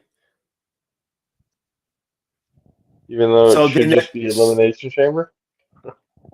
So he could come in WrestleMania because we know Cody's going to go after Roman Reigns. So maybe that could be the... Yeah. If we don't see... Chamber, that's the only unexpected way to go about it. Yes. Elimination Chamber will be February the 24th in Western Australia. Oh. At where's it? At Perth? Yes. Perth, Australia. Yes. Not Sydney. No. Not Sydney. No. Not Melbourne. Not Melbourne either. No. Western. We are going to Perth. Opus Stadium in Perth, Western Australia. Yes. We just go get money anywhere we can. Doesn't matter where we go. Right. Oh yeah. And ladies and gentlemen, decked out in his gold-blooded shirt and drinking a beer, and Orange Cassidy makes another appearance. Hey, what do you think about right here for number 6? Just put it right there, and right on the bill. I think you'd have to make a new hat, B. Hey, it might be time. Might be time to upgrade. We'll see. We got one more big test. One more. Correct. So, give me your thoughts on what you saw, because it was a very, very ugly first 30 minutes.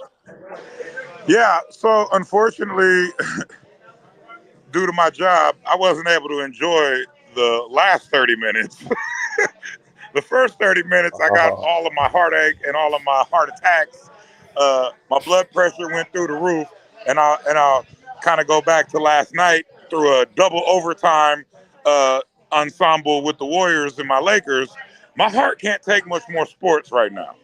I need 2 weeks off. Between the Packer game last week, you'll get that. But I will say this. You get it 2 weeks.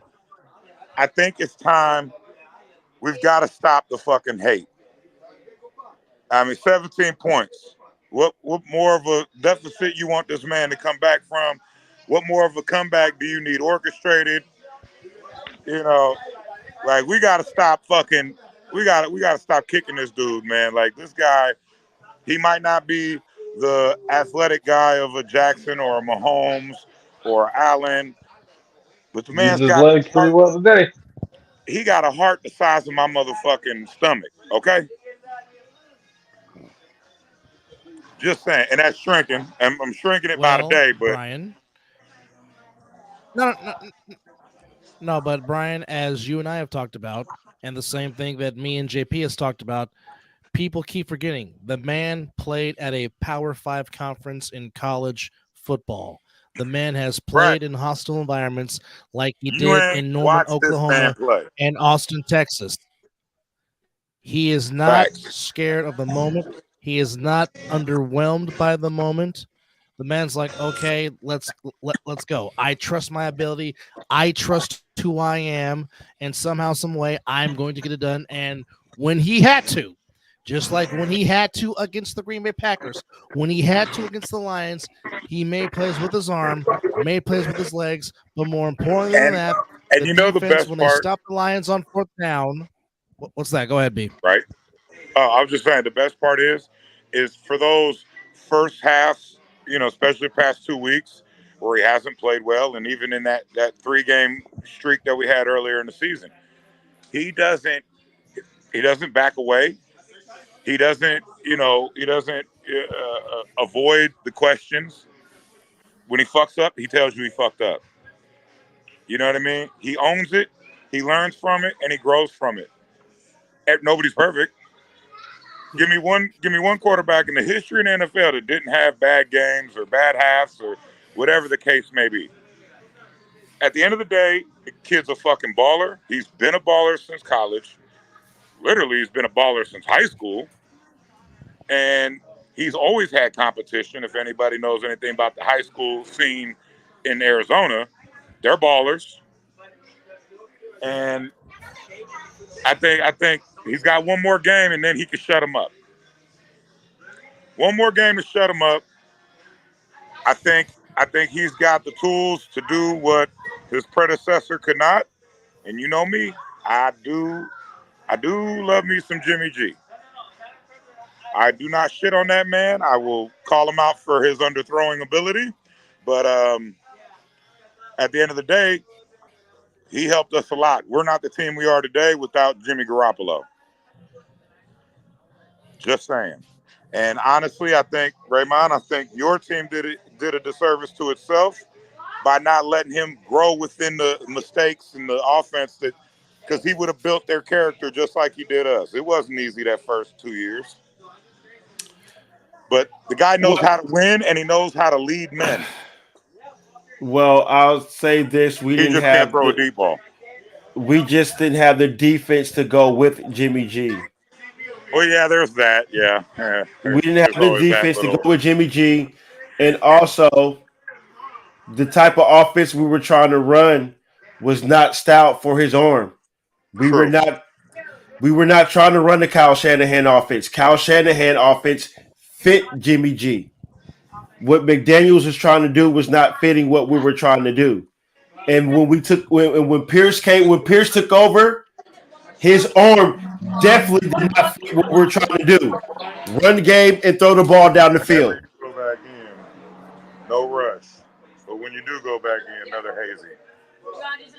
You already closed out, right? Yeah, I already closed out. You want just the hazy or No. I just needed that one to take off my edge today. Sorry, coming to you live from Ding's Lounge in Fairfield, California. Right there across the street from Allen Witt Park. If it is, nobody knows. Hey, look. I got you. Hold on. Yep, there it is. Allen Witt Park. But yeah, but like I said, man, I think the Niners showed a lot of heart. I think the Chiefs showed a lot today. Yeah. The Kansas City Chiefs, and I'm gonna be honest, and I will say this on the podcast, it is documented and recorded. We already know. I called this earlier. What I wanted who in the Super Bowl. I wanted the rematch. But it would be a lot easier if it was Baltimore. I'm just saying. For the simple fact as we led them in how many we got our ass kicked.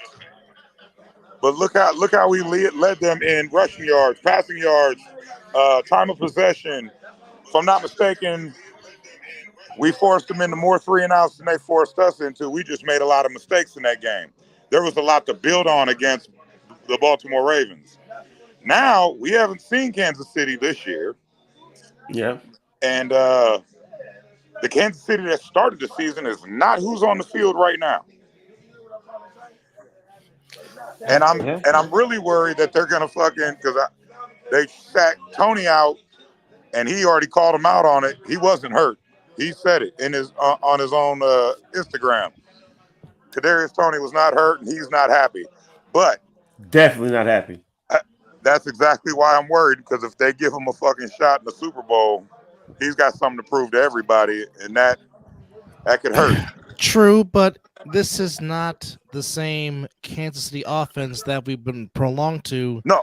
The last 5 years. No, and not at all. I don't care what anybody says. This offense misses Eric Bieniemy. It's been proven all year. And like I said, only other than Rice, he was the only receiver that had 5 or more catches in this game. It was basically Kelsey and Rice that caught the majority of Mahomes' 30 completions that he had in the game, in the AFC Championship game. Because the fact is, the Chiefs got shut out in the second half. They did not score any points in the second half. It's just Baltimore twice in the red zone turning the ball over, and basically screwed themselves out of points. And Lamar Jackson, the biggest game of his life, he did not show up. He did not play well, with the exception of that one touchdown pass to where he olayed somebody and found Zay Flowers in the end zone. He launched that motherfucker, though. That was beautiful. Beautiful pass. After he did the Roger Dorn and gave him that Olay bull. Right. So, I mean, but after that, Lamar Jackson was just flat. I put it like this, man. I think we win this game. I think it's going to be a good game, but I know we cannot make mistakes, and we cannot start slow. No. We've got to jump on them early, put the pressure on them, and our secondary has really got to play up. Before we continue, just want to say we appreciate JP of the All Pro Jaffos for coming on again, and please don't forget to check out his show with the All Pro Jaffos. He said he had to run, which means probably the wife was calling him, so he had to go answer. I was gonna say, you a big boy like me. I know you ain't running no damn where. But appreciates to JP. Again, check out the All Pro Jaffos this Tuesday. They will have CP3 from the A7FL, and they will recap the A7FL semifinals and also preview the championship game also. But please check them out. And again, as always, subscribe to the Perneda Brothers YouTube channel. But you're right, B. They cannot get off to a slow start against the Chiefs. Even though, yes, this is not the same offense, it is still Patrick Mahomes. And while 15 is in there in the huddle, they still have 87. They still have a chance. How does that motherfucker get so open? Because he in there hitting that pop star pussy. That's why. That bitch. We need to kidnap that. No, let me not play. I'm not playing. I'm joking. We're not kidnapping. You know what? But you know what though? This is popper tires though. Columbia Broadcasting System. This is what I need from you. Okay. Stop showing that bitch. CBS about to be the Taylor Swift Super Bowl. That's not going to happen, but this is what needs to happen. For every time you show Taylor Swift after a big play by the 49ers, I need you to give me that same energy with Uncle Earl Stevens in a suite at the Super Bowl, because you know he's going to be there. So if we're going to so let me ask you this. Do you think Juszczyk's wife charges her triple if she asks for any type of jacket this time? Hold on, bitch. Hold on. We gotta charge you triple. You the op this week. We can't fuck with it like that. Put a hidden light in there so it light up and say "Go Niners" on the jacket. I don't know. But, that'd be hilarious. I'm just saying. Definitely hilarious. Well, 2 weeks. Like I said, 2 weeks they will dissect, analyze, talk about it. As for the fourth time in the last 5 years, the Kansas City Chiefs will be representing the National Football Conference, and for the second time in 5 seasons, the Niners will represent the National Football Conference, a rematch of Super Bowl 54 in Miami. We gonna show the Eagles how to do it. As the Niners will try to join the Patriots and the Steelers at the table, looking to get that elusive 6th Lombardi Trophy. Again, you can catch it on CBS Sports, NFL Plus, and Paramount Plus if you are streaming with Jim Nantz and Tony Romo on the call wearing the very lovely CBS Sports Blazers. It will take place here in Las Vegas, Nevada at Allegiant Stadium. The Niners opening up as a 1.5-point favorite, which I'm sure the numbers will fluctuate within these 2 weeks before kickoff takes place on February the 11th. Yeah, and February 10th, I'll be at your house. So clear off the couch. I'm spending the night. I'm not even going to the game. I just want to go to the festivities. So double, make sure you buy some extra food because you know I'm coming with my appetite. And real quick, I gotta put my uncle on here.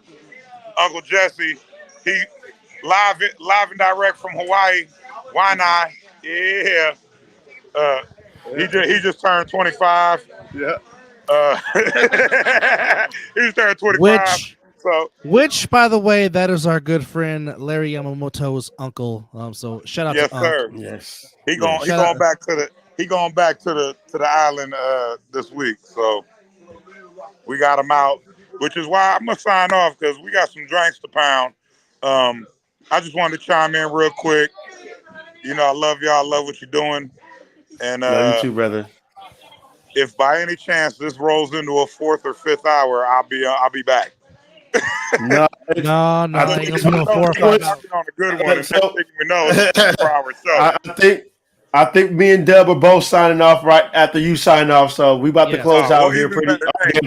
I'm gonna leave it with this. Niners by 6. For number 6. And the Lakers are going to get Trae Young. All right, I'm going to holler at y'all later. I love y'all. Love you too, B. Don't know about the Lakers getting Trae Young. Oh, it's going to happen. I promise you. Oh, God, here we go. I didn't like nothing that was said as he ended that conversation.